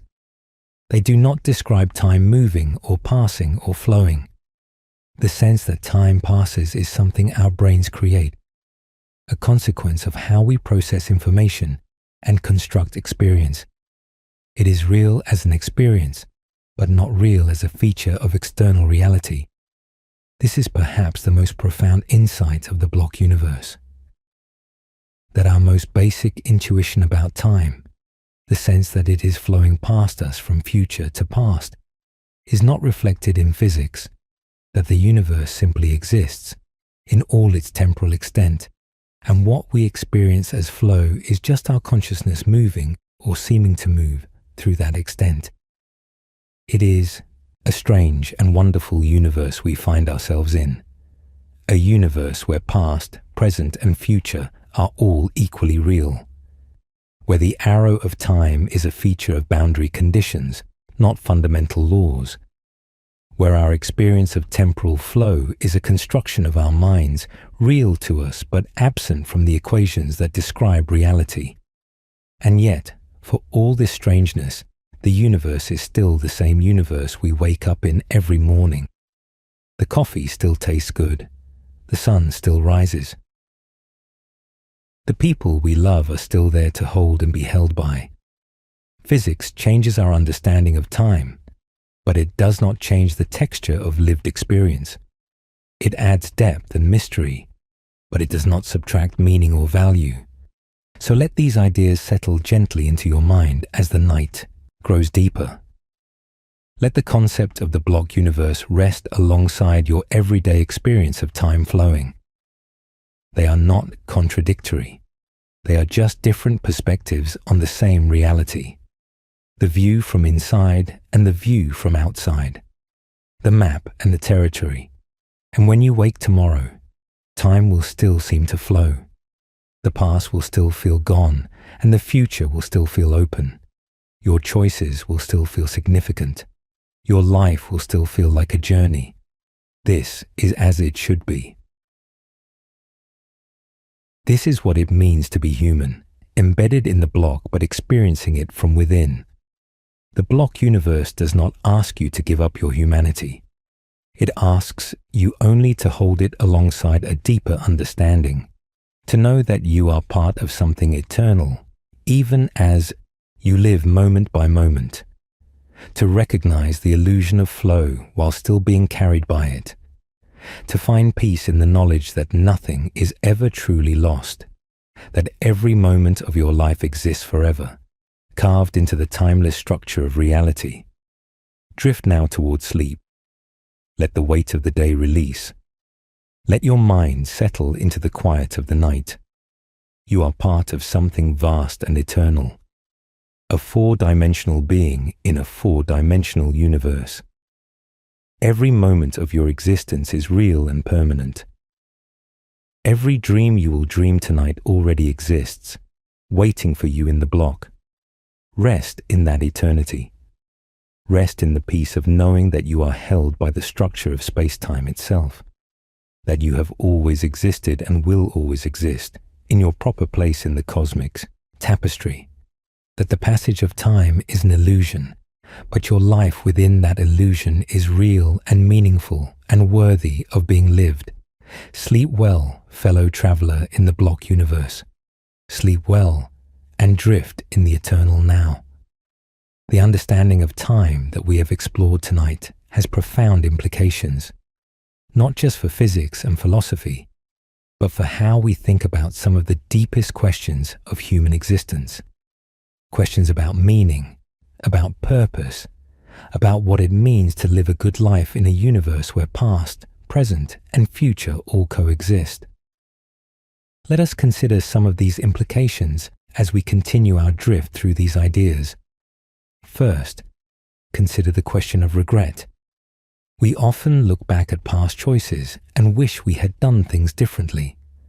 We replay scenarios in our minds, imagining alternate outcomes, feeling the sting of missed opportunities or poor decisions. Regret can be a heavy burden, weighing us down with thoughts of what might have been. But the block universe offers a different perspective on regret. In the block, there is no might have been. There is only what was, what is, and what will be, all equally real. The choices you made are the only choices that exist. The alternatives you imagine are just that, imaginations, constructions of the mind with no corresponding reality in the block. This does not mean your choices were good, or that you should not reflect on them. Learning from experience is valuable. Growing as a person is valuable. But the particular form of suffering that comes from endlessly rehashing alternate scenarios, from believing that things should have been different, this form of suffering is based on an illusion. In the block universe, things could not have been different. They are what they are. They exist as they exist. There is a kind of freedom in accepting this, not the freedom to change the past, which was never available anyway, but the freedom from the burden of imaginary alternatives, the freedom to accept reality as it is, without constant comparison to realities that never existed. Similarly, consider the question of anxiety about the future. We often worry about what will happen. Will we succeed or fail? Will things go well or badly? The future seems like a vast space of possibilities, some wonderful and some terrible, and we do not know which ones will be realized. But in the block universe, the future is not a space of possibilities. It is a definite region of space-time with definite contents. Whatever will happen already exists, just as surely as whatever has happened. We just do not know what it is yet, because information flows from past to future, not the other way around. This might seem like it should increase anxiety rather than decrease it. If the future already exists, we cannot change it. We are locked in, determined, with no escape from whatever awaits us. But think about it differently. The future that already exists is the actual future, the real one, the one you will actually experience. All those possibilities you worry about, the worst-case scenarios that keep you up at night, most of them do not exist in the block. They are just thoughts in your head, not features of reality. The actual future, whatever it is the one you will live through. And you will live through it the way you always live through things, moment by moment, dealing with whatever arises. Moreover, even though you cannot change the future in the sense of replacing one future with another, you are still part of the process that creates the future. Your choices, your actions, your efforts, all of these are part of the block. They are part of how the future comes to be, what it is. The future does not exist independently of you. It exists with you in it, doing whatever you will do. So the existence of the future in the block does not make your actions pointless. It just reframes what your actions mean. They are not interventions that change the future from one thing to another. They are constituent parts of the future as it already exists. You are woven into the structure of space-time, and your choices are part of that weave. There is perhaps some comfort in this. The future is not an alien force bearing down on you from outside. It is an extension of your own life, containing your own actions, shaped by your own being. You are at home in the block universe. It is not separate from you. You are part of it, and it is part of you. Now consider the question of mortality. We began to touch on this earlier, but let us go deeper. In everyday thinking, death is the end. The final curtain, the moment after which we cease to exist. This prospect can be terrifying, the ultimate negation, the loss of everything we are and everything we care about. But the block universe offers a radically different perspective. In the block, death is not an ending. It is a boundary, the boundary of your four-dimensional existence in the time direction. Beyond that boundary, there is no more of you. But up to that boundary, all of you exists, permanently and eternally. Think of your life as a four-dimensional sculpture. It has a beginning, your birth, and an end, your death. These are just the boundaries of the sculpture, the edges where it starts and stops. Beyond the edges, the sculpture does not exist, but within the edges, every part of it exists, fully and completely. Death, in this view, is like the edge of the sculpture in the future direction. It is where your world line ends, but it does not make the rest of your world line any less real. All the moments of your life, from birth to death, continue to exist in the block. You are not snuffed out. You are complete. This is a strange kind of immortality, as we noted before. Not the immortality of living forever, but the immortality of existing eternally. Your life is a permanent feature of the cosmos. Nothing can erase it. Nothing can undo it. Even if the universe eventually ends in heat death or some other finale, the block as a whole still exists, containing your life within it. Of course, this perspective does not eliminate the sorrow of death. When someone we love dies, we lose the ability to interact with them, to create new memories, to continue the relationship. This loss is real and painful. The block universe does not promise that we will see our loved ones again, or that we will be reunited in some afterlife. It just promises that the moments we shared with them exist eternally, that nothing we experience together is ever truly lost. For some people, this is comforting. For others, it may not be enough, but it is what the physics seems to suggest. A universe where existence is eternal even though life is bounded. A universe where death is an ending but not an erasure. Let us also consider the question of meaning. If the future already exists, if everything is in some sense determined, does life have any meaning? Does it matter what we do, if what we do is already fixed in the block? This question has troubled philosophers for centuries, and the block universe gives it a new form. But I think the answer is that meaning is not undermined by the block universe. Meaning comes from relationships, from values, from the texture of lived experience. These things exist in the block just as surely as physical events exist. The fact that they are eternal rather than fleeting does not make them less meaningful. If anything, it makes them more meaningful. Think about a great work of art, a novel perhaps, or a symphony. The work exists as a completed whole. You can read the novel from beginning to end, or listen to the symphony from the first note to the last. The meaning of the work is not diminished by its completeness. If anything, the meaning emerges from the relationships between the parts, from the way the beginning connects to the middle and the middle to the end. The work as a whole is more meaningful than any individual piece of it. Perhaps the same is true of your life.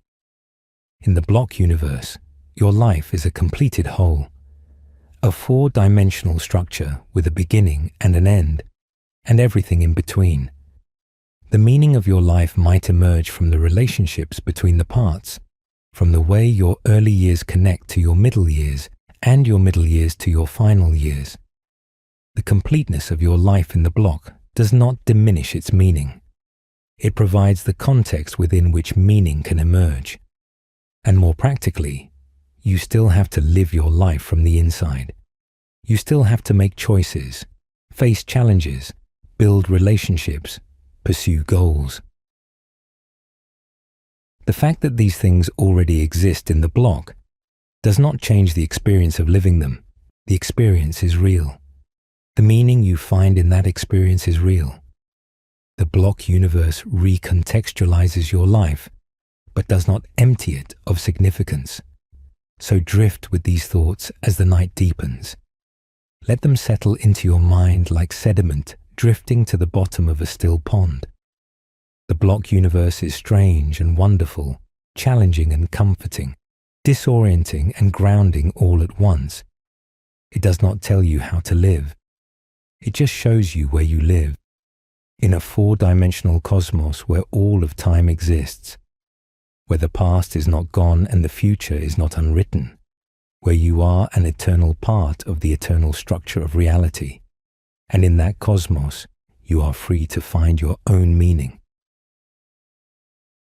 Free to love and create and grow and learn, free to experience the fullness of being human, even knowing that your experience is a slice of something larger. Free to drift through time, even knowing that time does not truly flow. This is the paradox of the block universe, that freedom and determinism, flow and stasis, change and permanence, all coexist within it. That our experience and the physics point in different directions, and yet both are true in their own way. That we live in a world stranger than we ever imagined, and yet we live in it just the same, making coffee in the morning and watching sunsets in the evening and holding the people we love. Rest now. Let these ideas rest with you. Tomorrow the sun will rise, as it always does, as it already does in some future slice of the block. And you will rise with it, continuing your journey through the eternal now, experiencing each moment as it comes, drifting through the cosmos on your way through forever. Sleep well, dream well, and know that wherever your dreams take you, that destination already exists, waiting for you in the block, a permanent part of the structure of all that is, was, and will be. We have covered so much ground tonight, from Einstein's revolution in our understanding of time, to the block universe and its implications for past, present, and future. From the arrow of time and its origins in entropy, to the question of free will and what it means to choose in a universe where the future already exists. From the time symmetry of fundamental physics to the experience of flow that our brains construct. These are deep waters, and we have dived deep into them. But let us end where we began, with wonder, with awe at the strangeness and beauty of the cosmos we inhabit. You exist in a universe where all of time is real, where your whole life, from birth to death, is a permanent feature of reality, where the moments you cherish exist forever, untouchable by any passage of time, where the future stretches out ahead of you, already there, waiting to be experienced. This is not the universe of everyday intuition. It is stranger, vaster, more profound. But it is the universe that physics points to, the universe that emerges from our deepest understanding of space and time and reality. And in this universe, you are at home. You belong here. You are part of the eternal structure, woven into the fabric of space-time itself, not a visitor or an interloper, but an integral component of the cosmic whole. Let this thought wrap around you like a blanket as you drift towards sleep. You are held by the universe, held in existence forever, in your proper place in the block. Nothing can take that from you. Nothing can unmake what you are. You exist eternally, and that existence is secure. So sleep now. Sleep peacefully, knowing that you rest within something vast and permanent, that your dreams tonight are part of the block, real and eternal, that when you wake, you will continue your journey through the cosmos, experiencing new moments, creating new memories, living your life. And through it all, the block abides, past, present, and future. All of it there, all of it real, all of it you. Good night, fellow traveler. Good night, eternal being. May your drift through the block be gentle, and may you find in every moment the wonder that this strange and beautiful universe deserves. The stars shine down on a world where time does not flow, but simply exists. They have always shone. They will always shine. And you, beneath them, are part of their story, part of the cosmic drama playing out across the four-dimensional stage of space-time. Rest now. Rest and be at peace.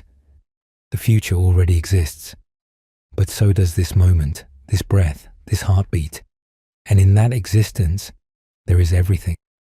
All that you need, all that you are, all that you will ever be, forever. Let us continue our journey through the mysteries of time and existence. We have explored the block universe, the arrow of time, the illusion of temporal flow. But there is still more to discover, more layers to peel back, more wonders to contemplate as we drift through the cosmos together. Consider for a moment the sheer scale of what the block universe implies. We have talked about your life, your experiences, your four-dimensional existence. But the block universe contains far more than any single human life. It contains every life that has ever been lived, every creature that has ever crawled or swam or flown, every plant that has ever grown toward the sun, every civilization that has risen and fallen, every thought that has ever been thought, every love that has ever been loved. All of it exists, spread out across the four-dimensional structure of space-time. The dinosaurs still roam in their part of the block, millions of years before now. The first humans still discover fire in their part of the block, hundreds of thousands of years before now. Ancient Rome still rises and falls in its part of the block. The Renaissance still blooms. The Industrial Revolution still transforms the world. Every moment of history, from the Big Bang to the distant future, all of it is there, and it continues. Beyond our present moment, the block stretches into the future. Civilizations we cannot imagine may rise and fall. Technologies we cannot conceive may be invented. New forms of life may evolve. New minds may awaken. New wonders may come into being. All of this exists already in those future slices of the block. We just cannot see them yet, embedded as we are in our particular moment. The scale of this is almost incomprehensible. The block universe is not just a philosophical concept. It is an actual structure, if the physics is right, containing the entire history and future of the cosmos. Every star that ever shone, every galaxy that ever wheeled through the void, every particle of matter and radiation arranged across the vast four-dimensional expanse of existence. And you are part of it. Your life, your experiences, your very being, woven into this cosmic tapestry, not as an observer looking in from outside, but as a participant, a thread in the weave, a note in the symphony. You are the universe experiencing itself in your particular corner of the block. Let this thought settle over you. You are not separate from the cosmos. You are the cosmos, a localized region of the block universe, experiencing itself from within. When you look up at the stars, you are the universe looking at itself. When you feel joy or sorrow, the universe is feeling joy or sorrow. When you wonder about the nature of time, the universe is wondering about itself. This is not mysticism. This is physics, taken to its logical conclusion. If the block universe is all there is, if there is nothing outside of it, then everything that exists is part of it, including you, including your consciousness, including your experience of drifting through time. In some ways, this perspective dissolves the boundary between self and world. You are not a separate entity moving through a pre-existing universe. You are a structure within the universe, continuous with everything else, made of the same stuff, subject to the same laws. The difference between you and the stars is not a difference of kind, but of arrangement, the same fundamental particles, organized in different ways, the same fundamental laws, playing out in different configurations. And yet, for all this unity, you are still you. Your experiences are your experiences. Your perspective is your perspective. The universe may be one, but it is experienced from many points of view. Each conscious being is a window through which the cosmos sees itself. Each life is a unique journey through the block.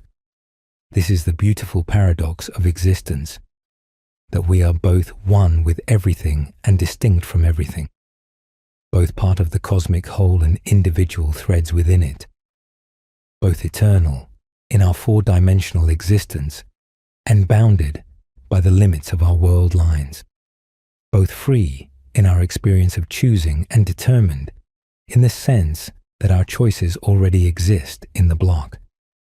Living with paradox is perhaps the deepest skill that the block universe teaches us. Not resolving the paradox, but holding it. Not choosing between the eternal and the temporal, but recognizing that both are true. Not insisting that either physics or experience has the final word, but allowing them to coexist, two perspectives on the same underlying reality. As you drift deeper into the night, let this paradox rest gently in your mind. You are eternal and you are fleeting. You are part of everything and you are uniquely yourself. You are free and you are determined. All of these things are true, in different senses, from different perspectives. The block universe does not ask you to choose between them. It asks you only to hold them together, to find peace in their coexistence. Now let us explore another aspect of the block universe that we have not yet fully considered. The question of what happens at the boundaries. We have talked about the boundary of your individual life, birth at one end and death at the other. But what about the boundaries of the block universe as a whole? At one end of the block, we have the Big Bang, the moment, some 13.8 billion years ago, when the universe began. Before the Big Bang, in the ordinary sense of before. There is nothing. The block simply starts there. There is no earlier time because time itself begins at the Big Bang. The question of what came before the Big Bang is like the question of what is north of the North Pole.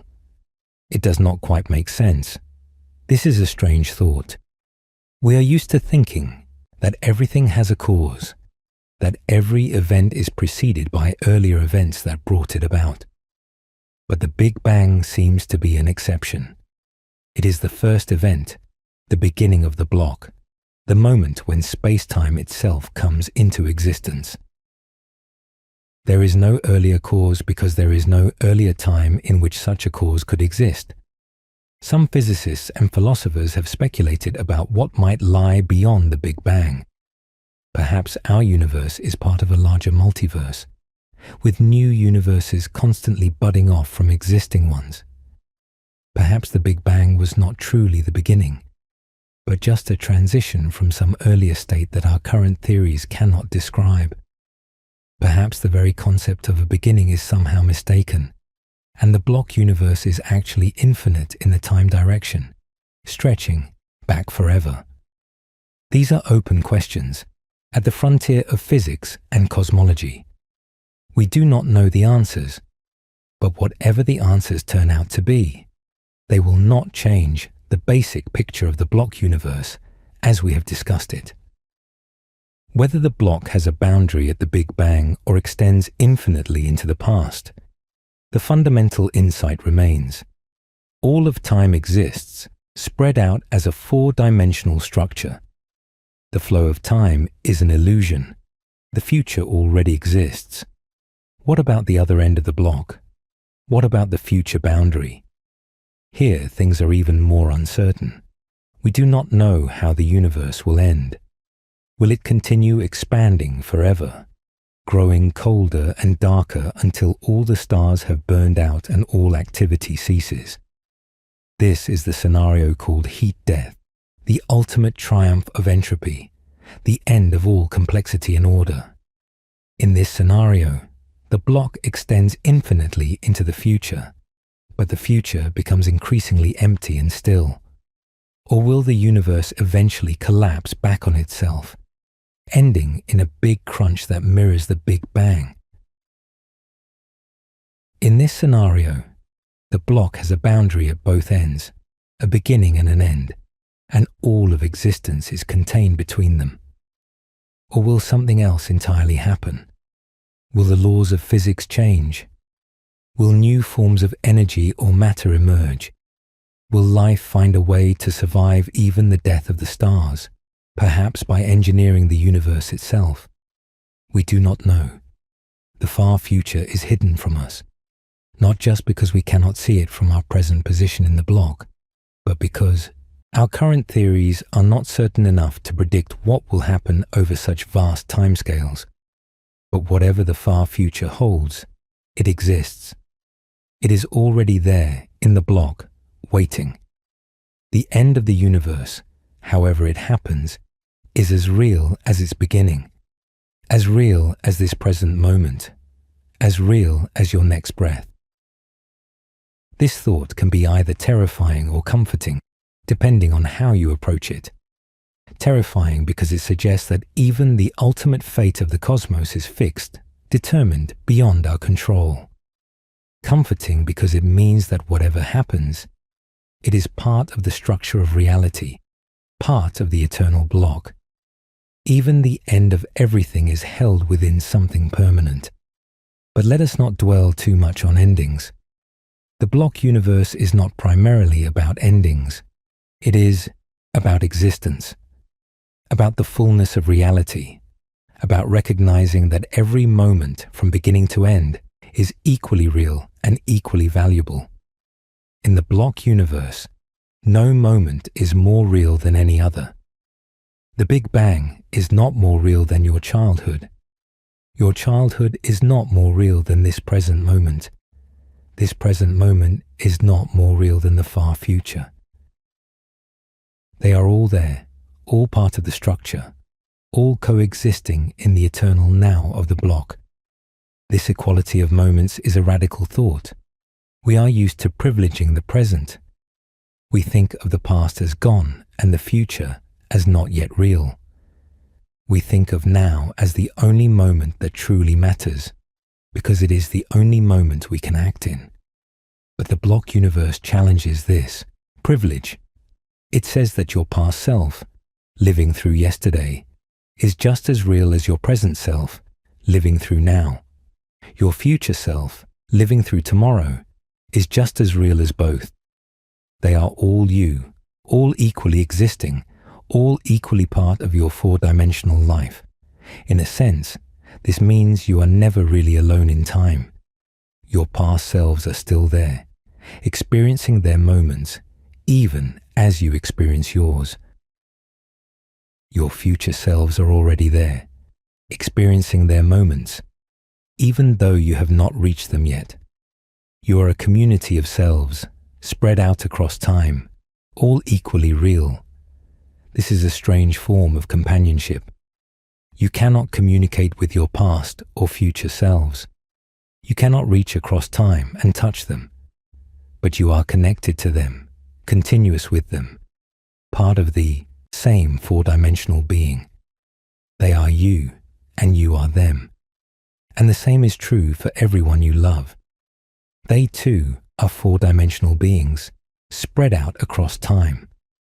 The version of your friend who laughed with you last year still exists, laughing in that part of the block. The version of your parent who held you as a child still exists, holding you in that part of the block. The moments you shared are not gone. They are just located elsewhere in the eternal structure of space-time. This is perhaps the most comforting aspect of the block universe, that nothing is ever truly lost, that every precious moment continues to exist, that love, once expressed, is expressed forever, in its proper place in the block. The universe is a vast repository of all that has ever happened, and nothing is erased. When we grieve for someone who has died, we often feel that they are gone forever, that the universe has lost something irreplaceable. And in one sense, this is true. We have lost the ability to create new moments with them. Our world lines no longer intersect. But in another sense, they are not gone at all. Their four-dimensional life still exists, complete and eternal. All the moments we shared with them still exist. The love we exchanged is still real, still there, still part of the permanent structure of reality. This does not make grief less painful. It does not bring back the living presence of the person we have lost. But it offers a different kind of consolation, a cosmic consolation. The assurance that the universe itself holds our loved ones forever, that nothing we experienced together will ever be undone. Drift with this thought. Let it carry you. The people you love, living and dead, all exist in the block. The moments of your life, joyful and sorrowful, all exist in the block.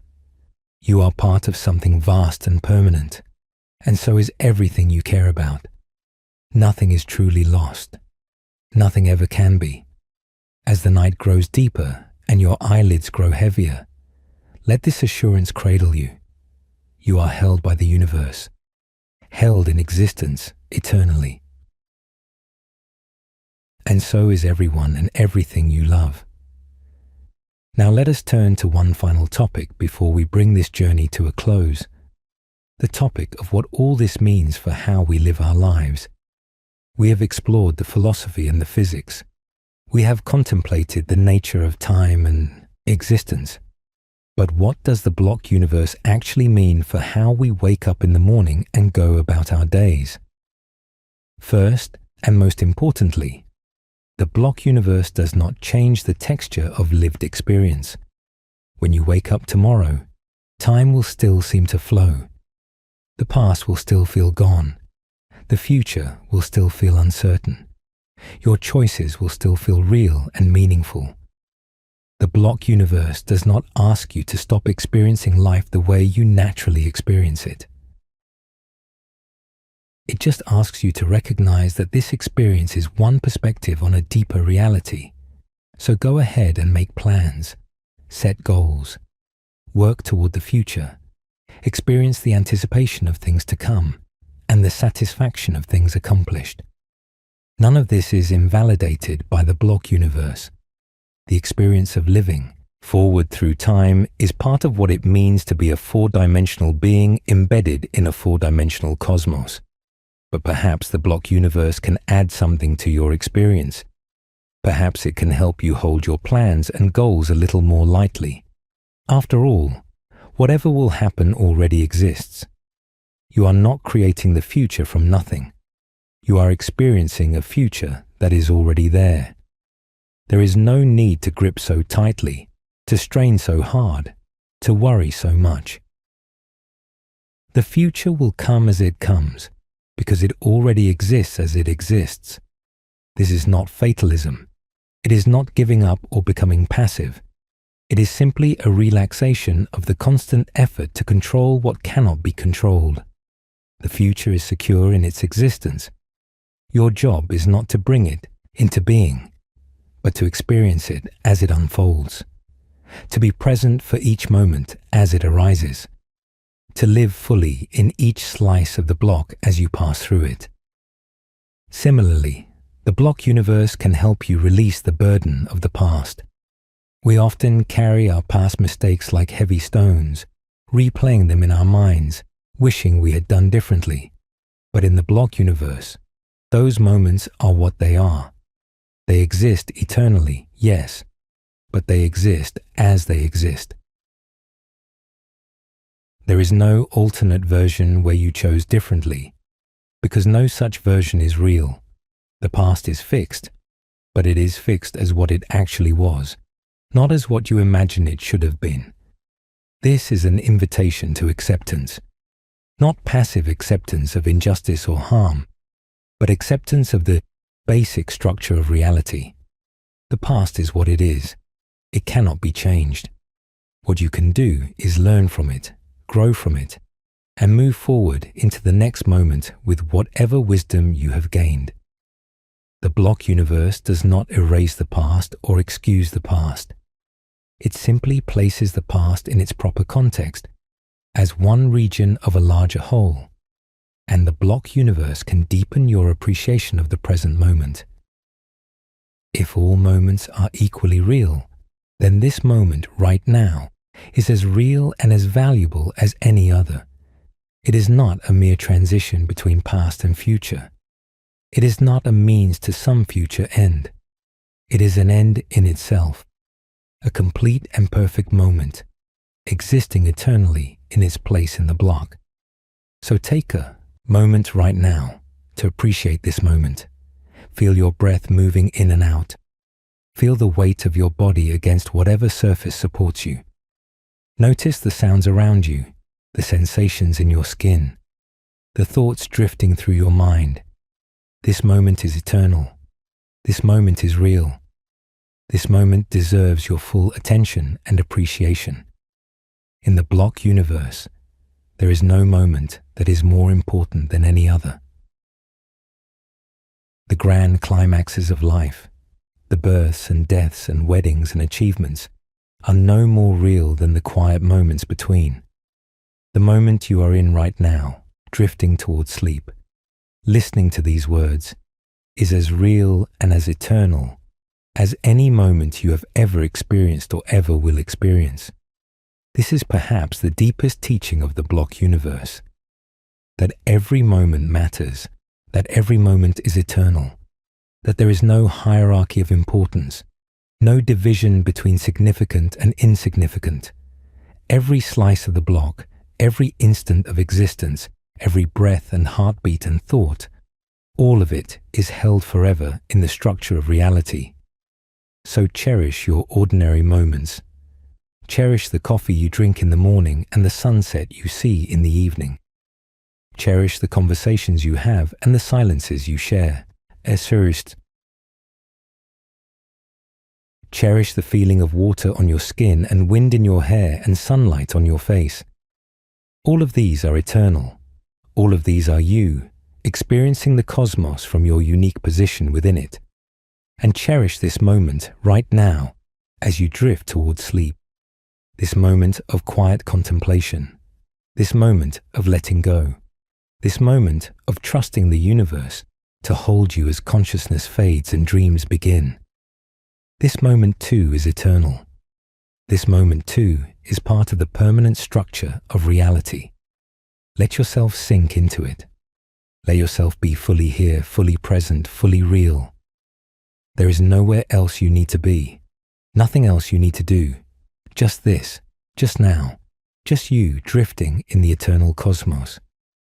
The block universe is vast beyond comprehension. It contains all of time, all of space, all of existence. But it contains you too. You are not lost in its vastness. You are at home in it.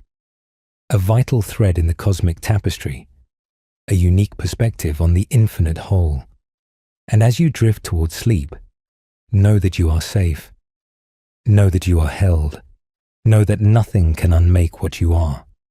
Your existence is eternal. Your life is permanent. Your place in the block is secure. Sleep now. Sleep peacefully. Let the ideas we have explored settle into your dreams. Let the wonder of the cosmos carry you through the night. And when you wake, refreshed and renewed, carry this wonder with you into the new day. The future already exists, but so does this moment of peace. So does this breath. So does this gentle drift into slumber. Let go. Trust. Rest. You are part of something eternal. You are part of something vast. You are part of something beautiful beyond words, and all of it, every part of it, every moment of it, is real, forever. The night deepens, the world grows quiet, and somewhere in the vast expanse of the block universe, this moment exists.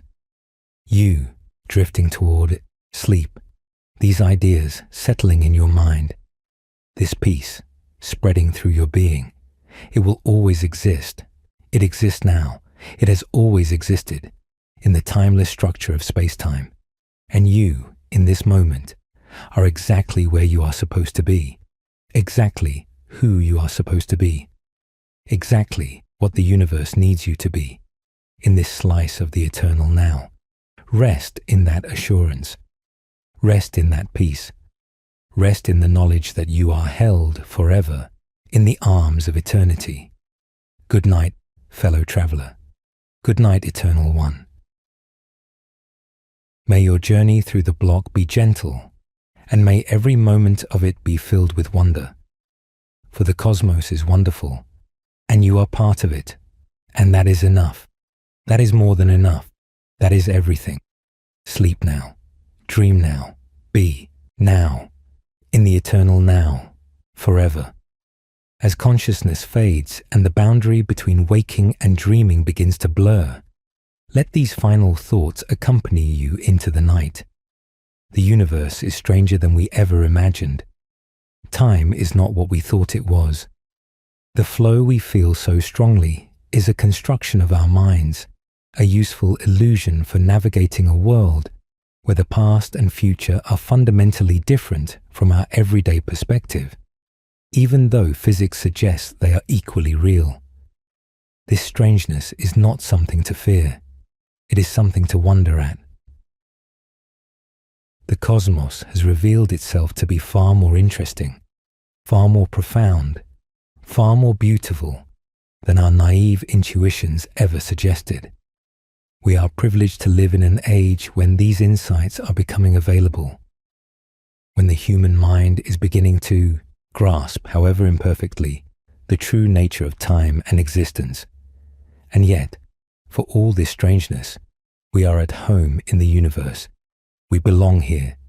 We are not cosmic accidents, adrift in an indifferent void.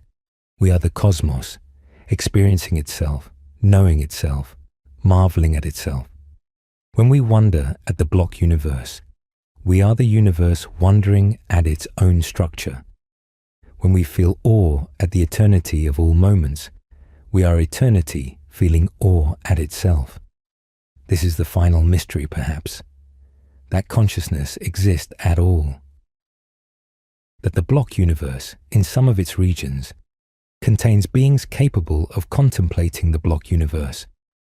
That existence has given rise to awareness of existence. That being has become conscious of being. Why should this be? Why should the cosmos know itself? Why should there be experience at all in a universe that could seemingly function just as well without it? We do not know. This is the hard problem of consciousness, the deepest mystery in philosophy of mind. But whatever the answer, we know that consciousness exists. We know that experience is real. We know that right now there is something it is like to be you, drifting towards sleep, contemplating these ideas. And this experience too is part of the block universe. Your consciousness, your awareness, your sense of wonder, all of it exists eternally in its place in the four-dimensional structure.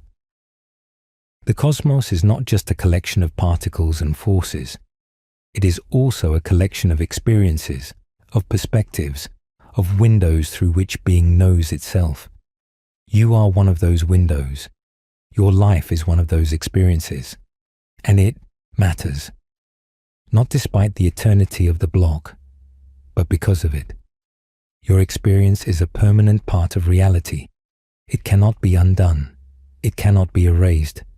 It is woven into the fabric of existence forever. So sleep now, knowing that your dreams tonight will join the eternal archive of experiences that constitute the cosmos. Knowing that your consciousness, in all its moments, is a precious and permanent part of reality. Knowing that when you wake, you will continue to contribute your unique perspective to the ongoing story of the universe knowing itself. The night wraps around you like a blanket. The cosmos holds you like a mother holds a child. You are safe. You are loved. You are eternal. And somewhere in the vast expanse of the block universe, this moment of peace exists forever. This gentle drift into sleep. This quiet wonder at the nature of time. This trust in the eternal structure of reality. Let it carry you. Let it hold you. Let it bring you safely into the morning. For morning will come. It already exists in the block, waiting for you. A new day, with new moments, new experiences, new opportunities for wonder. All of it real, all of it eternal, all of it yours. Sleep now, dream now, and know that whatever dreams may come, they too are part of the cosmic tapestry. They too are woven into the eternal now. They too are you, experiencing the universe from your unique and precious position within it. Good night, rest well, and when you wake, carry the wonder of the block universe with you into the day. For the future already exists, but so does joy, so does love, so does meaning, so does everything that makes life worth living. And all of it, every bit of it, is eternal, including this moment, including this breath, including you, forever and ever, in the eternal now. Amen. The cosmos breathes, the stars shine. Time does not flow, but exists. And you, dear listener, are part of it all. Sleep now. Sleep in peace. Sleep in wonder. Sleep in the arms of eternity itself. And may your dreams be filled with the beauty of existence. For existence is beautiful. Existence is miraculous. Existence is enough. It is more than enough. It is everything. And you are part of it, forever. Good night. Let us continue a little longer, dear traveler, before we bring this cosmic journey to its close. There are still more wonders to explore, more insights to share, more aspects of this remarkable view of time and existence to contemplate as you drift through the quiet of the night. We have spoken much about the block universe and its implications. We have explored how Einstein's theory of relativity leads us to question our everyday assumptions about time. we have considered what it means for the past to still exist and the future to already exist. We have grappled with questions of free will, meaning, and mortality in a universe where all of time is equally real. But let us now turn our attention to something we have only touched on briefly. The question of how our brains create the experience of time that feels so real to us. For even if the block universe is the correct description of reality, we still have to reckon with the undeniable fact of our experience. Time does feel like it flows. The present does feel special. The past does feel different from the future. Where does this experience come from, if not from the structure of time itself? The answer, neuroscientists tell us, lies in the way our brains process information. Our brains are prediction machines. They are constantly generating models of the world and comparing those models to incoming sensory data. When the data matches the model, we experience continuity. When the data differs from the model, we experience surprise, novelty, the sense that something has changed. This process of prediction and comparison happens not just in space, but in time. Our brains are constantly predicting what will happen next based on what has just happened. We do not experience the world moment by moment as isolated snapshots. We experience it as a continuous flow because our brains are stitching together the snapshots into a narrative, a story of ourselves moving through time. This stitching process creates the experience of duration. When we say that a minute has passed, we are not directly perceiving some external flow of time. We are perceiving the internal work of our brains, comparing memories of what just happened to experiences of what is happening now. The sense of time passing is constructed moment by moment by neural processes that operate entirely within the physical substrate of the brain. Different emotional states can affect this construction. When we are bored or anxious, time seems to drag.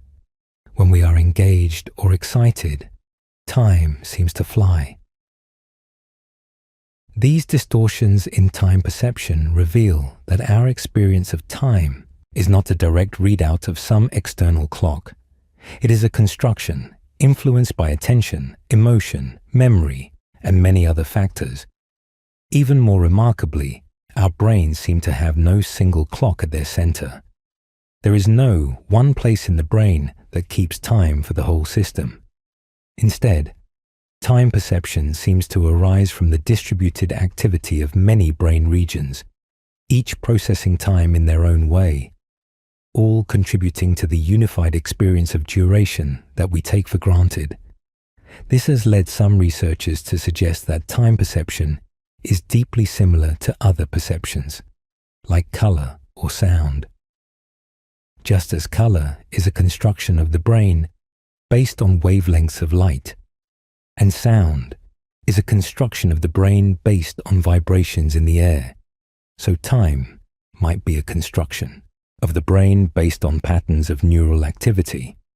The flow of time, on this view, is no more out there in the external world than the redness of an apple or the pitch of a tone. This does not mean that time is unreal in any absolute sense. Something is happening in the external world that our time perception is tracking. Events do occur in sequence. Causes do precede effects. There is an ordering of happenings that our experience reflects, however imperfectly. But the particular quality of that experience, the sense of flow, of passing, of the present moving into the future, this quality may be a feature of our minds rather than a feature of reality itself. The block universe provides the structure. All moments exist, spread out across the four-dimensional expanse of space-time. Our brains provide the experience. They take the static structure and animate it, creating the sense of movement and flow that characterizes our conscious lives. Both are real in their own ways. the structure and the experience, the physics and the psychology. This dual reality is perhaps the key to living well with the block universe. We do not have to choose between the eternal structure and the flowing experience. We can hold both. We can recognize that from the outside, from the God's eye view, all of time exists simultaneously. And we can also recognize that from the inside, from the perspective of conscious experience, time flows and the present is special. Both perspectives are valid. Both capture something true about our situation. The challenge is not to eliminate one perspective in favor of the other, but to integrate them. To live with the knowledge of eternity while still engaging fully with each passing moment. To recognize the illusion of flow while still being carried by it. To find peace in the permanent structure of the block while still embracing the adventure of living forward through time. This integration is not easy. It requires a kind of mental flexibility, an ability to shift between perspectives as the situation demands. Sometimes we need the reassurance of eternity, the knowledge that nothing is ever truly lost. Other times we need the urgency of the present, the motivation to act now because this moment matters. Wisdom lies in knowing when to invoke each perspective. But perhaps even more than flexibility, integration requires acceptance. Acceptance of the strangeness of reality. Acceptance of the limitations of our everyday intuitions. Acceptance that the universe is not obligated to match our expectations, that it may be far weirder and more wonderful than we ever imagined. The block universe is an invitation to such acceptance.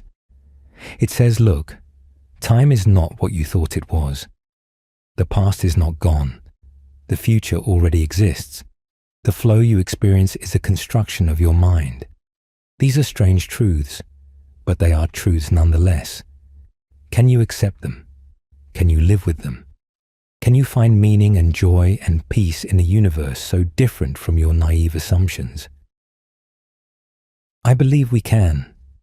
I believe that human beings are adaptable enough, curious enough, wonder-loving enough to embrace the block universe and make it our own. Not by abandoning our everyday experience of time, but by holding it alongside a deeper understanding. By living in two worlds, at once, the world of flow and the world of eternity. By being both the experiencer moving through time and the eternal structure, existing across all time. This is perhaps what it means to be fully human in a universe revealed by modern physics. To be both small and vast, both temporal and eternal, both bound by the limits of our world lines and connected to the infinite expanse of the block. We contain multitudes. We are larger than we knew. As you drift towards sleep, let this expanded sense of self settle over you. You are not just a momentary flicker of consciousness, here today and gone tomorrow. You are a four-dimensional being, stretching from birth to death, every moment of your life equally real, every experience eternally inscribed in the fabric of reality. You are vast. You are permanent. You are held.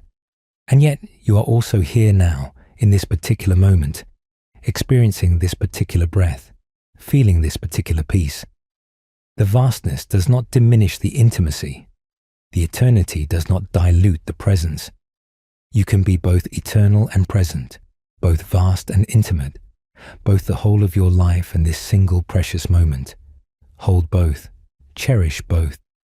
Live in the fullness of both perspectives, for that is the gift of the block universe. Not to take anything away from our experience, but to add something to it, a depth, a context, a cosmic grounding. The knowledge that whatever we experience, however fleeting it feels, is in fact eternal, that the moments we cherish are not slipping away, but existing forever, in their proper place in the block. This is a kind of salvation, not the salvation of living forever, extending endlessly into the future, but the salvation of existing eternally, every moment of our finite lives, held forever in the structure of reality. We do not need to escape time to be eternal. We just need to recognize that we are already eternal, by virtue of existing in time at all. Let this recognition bring you peace. Let it ease the anxiety of impermanence. Let it soothe the fear of loss. Nothing is ever truly lost.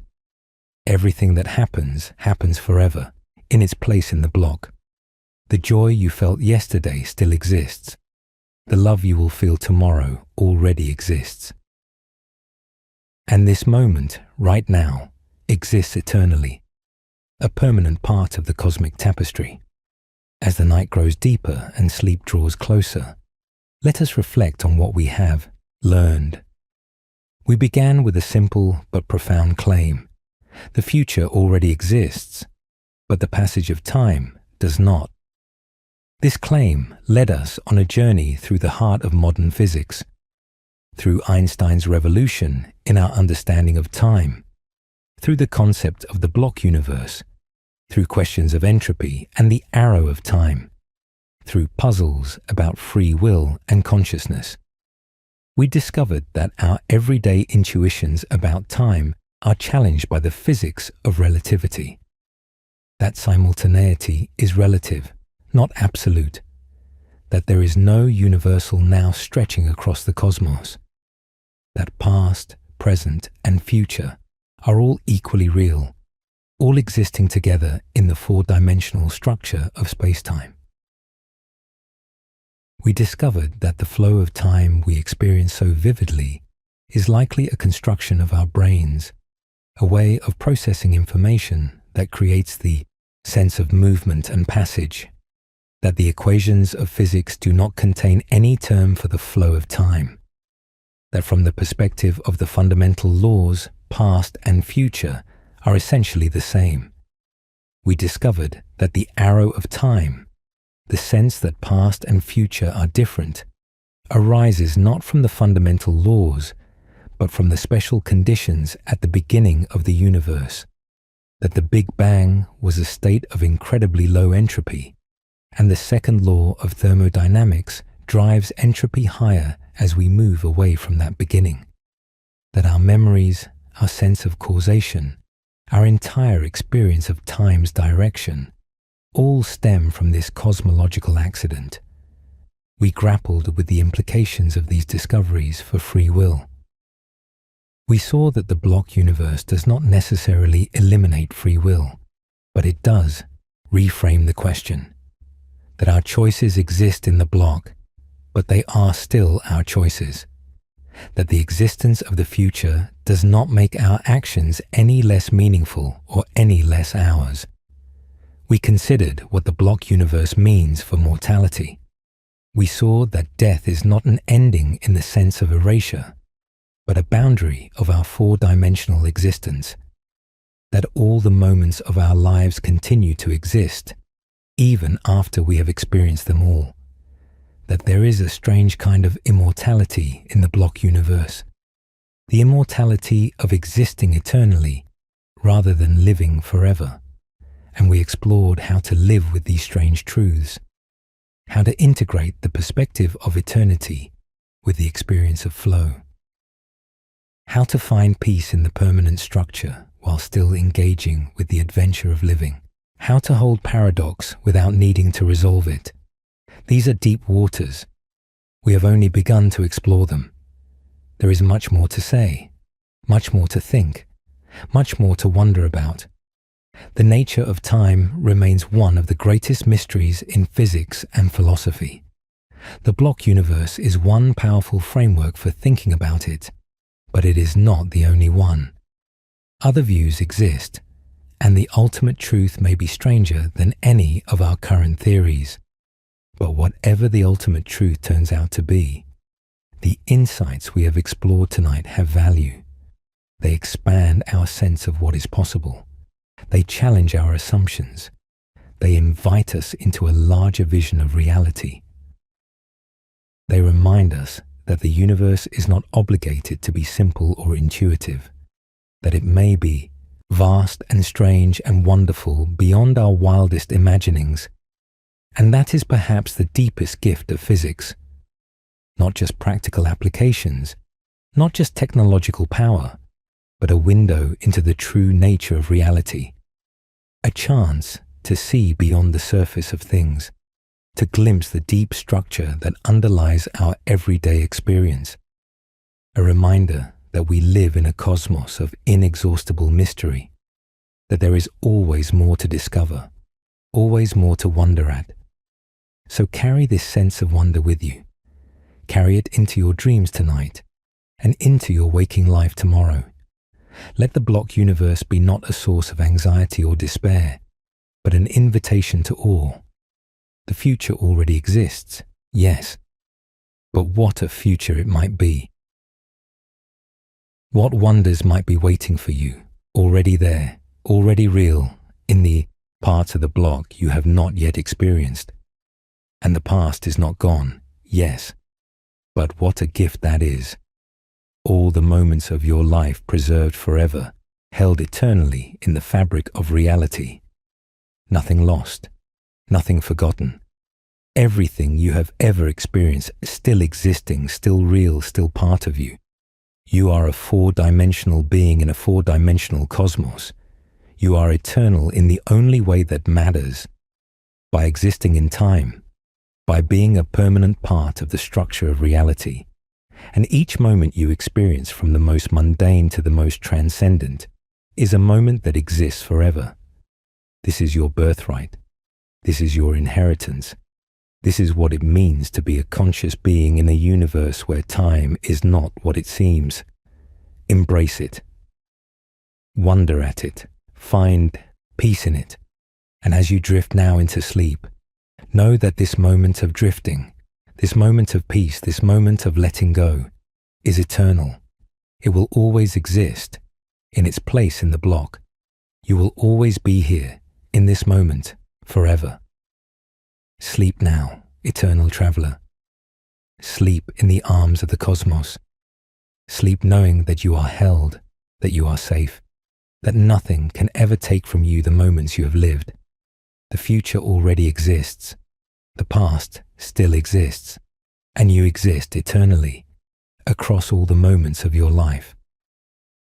This is the truth of the block universe. This is the gift of understanding time. This is the peace that comes from knowing your place in the cosmic structure. Rest in that peace now. Let it carry you through the night. And when you wake, refreshed and renewed, carry it with you into the day. For every day is a gift. Every moment is eternal. And you are part of something vast and beautiful and permanent. The block universe holds you. The cosmos cradles you.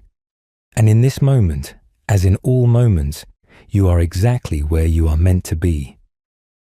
Good night, dear traveler. Good night, Eternal One.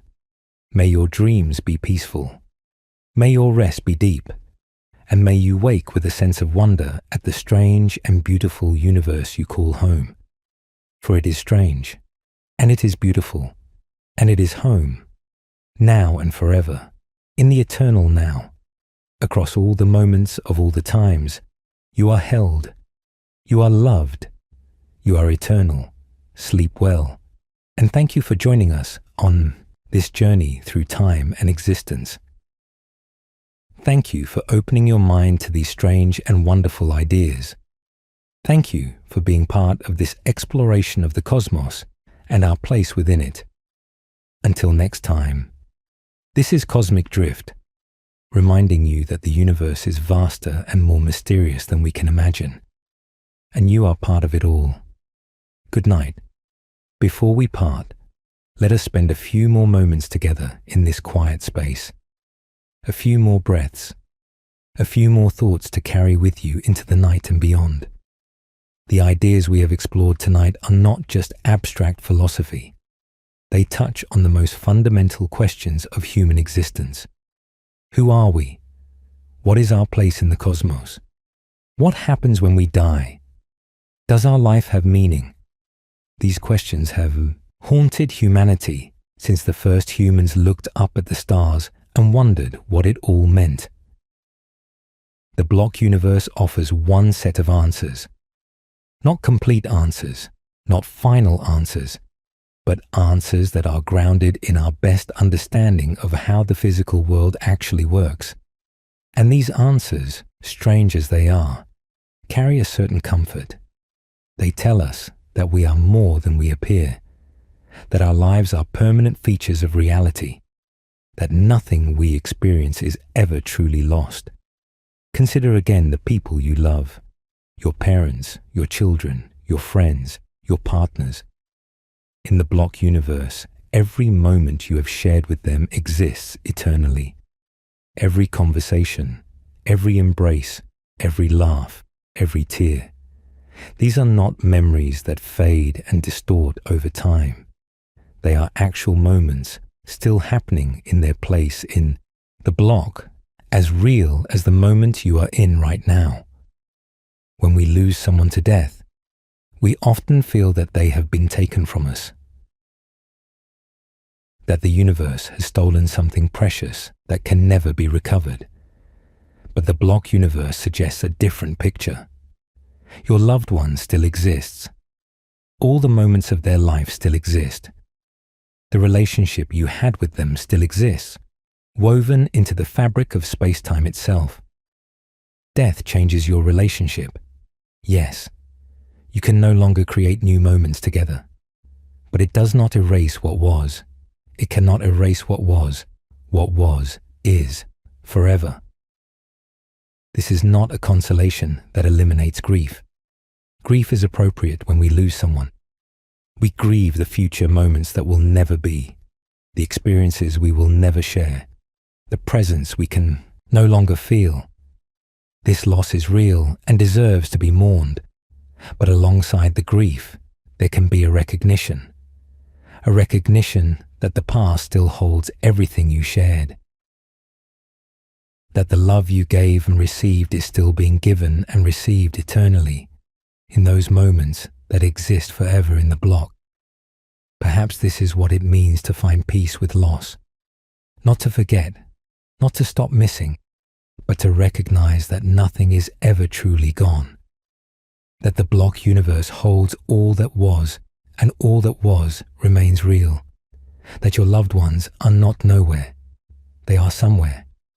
In the past, yes, but the past is a place, as real as any other place in the four-dimensional expanse of existence. And what about your own mortality? We often fear death because we imagine it as the end, the final moment after which we simply are not, the void, the nothing. But the block universe suggests that this fear is based on a misunderstanding. You will not cease to exist when you die. You will continue to exist in all the moments of your life, forever. Death is the boundary of your existence, not its negation.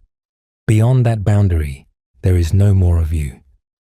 But up to that boundary, all of you exists, eternally. This is a different kind of immortality than the one we usually imagine. It is not living forever. It is existing forever. It is the permanence of what is, rather than the extension of what will be. Some may find this less satisfying than the traditional hope of eternal life, but others may find it more grounded, more believable, more consonant with what we know about how the universe works. In the end, you must make your own peace with mortality. No one can do it for you, but perhaps the block universe can be a resource as you do that work. A reminder that your life, however finite, is also eternal, that the moments you are living now will never stop being real, that you are building something permanent with every breath you take, every choice you make, every experience you have. Think of your life as a garden. In a garden, flowers bloom and fade. Each flower has its season. When the season ends, the flower is gone. But the garden remains. The garden holds the memory of every flower that ever bloomed in it. And in the block universe, the garden holds more than memory. It holds the flowers themselves, still blooming in their proper season, forever. Your life is like that garden. Each moment is a flower. It blooms in its time. And in the block universe, it keeps blooming forever in its place in the eternal structure of space-time. Your whole life is a garden of eternal flowers, each one precious, each one permanent, each one a gift. This is a beautiful vision. Whether or not it is true in some ultimate metaphysical sense, it is a vision worth holding. A vision that can bring comfort in dark times, perspective in difficult moments, peace when we face our own mortality or the mortality of those we love. The cosmos is vast and strange. Time is not what we thought it was. Reality is deeper and more mysterious than our everyday intuitions suggest. But in that vastness, in that strangeness, in that mystery, there is room for beauty. There is room for meaning. There is room for love. You are part of something magnificent. You are a conscious being in a universe that has given rise to consciousness. You are a four-dimensional structure in a four-dimensional cosmos. You are eternal in the only way that anything can be eternal, by existing in time, by being a permanent part of the structure of all that is. Let this knowledge settle into your bones. Let it become part of how you see yourself and the world, not as a burden, not as a source of anxiety, but as a gift, the gift of perspective, the gift of context, the gift of knowing your place in the cosmic order. And with that gift, drift now into sleep. Let the questions rest. Let the ideas percolate. Let your mind process all that we have explored tonight in the quiet depths of dreams. Tomorrow is another day, another slice of the block to experience, another set of moments to add to the eternal garden of your life. Whatever that day brings, know that you are ready for it. Know that you are held by something vaster than yourself. Know that nothing you do, nothing you experience, nothing you love will ever be lost. The block universe is your home. The cosmos is your family. And time, strange as it is your birthright. Embrace it. Rest in it. Live it fully. Good night, traveler. Good night, child of the cosmos. Good night, eternal one. May your sleep be restful and your dreams be peaceful. And may you wake tomorrow with fresh wonder at the miracle of existence. For existence is a miracle. Consciousness is a miracle. Love is a miracle. And you are part of all of them, now and forever, in the eternal now. Sleep well. The stars are shining. The cosmos is breathing. And you are held in the arms of eternity. Let go. Trust. Rest. All is well. All has always been well. All will always be well. In the block universe, where the future already exists, but the passage of time does not. Good night. And so we come to the end of our journey together.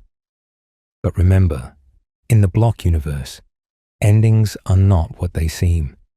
This moment, too, exists forever. This conversation, these ideas, this connection between us, all of it is permanent, woven into the fabric of space-time itself. As you carry these thoughts with you, remember the core insight we have explored.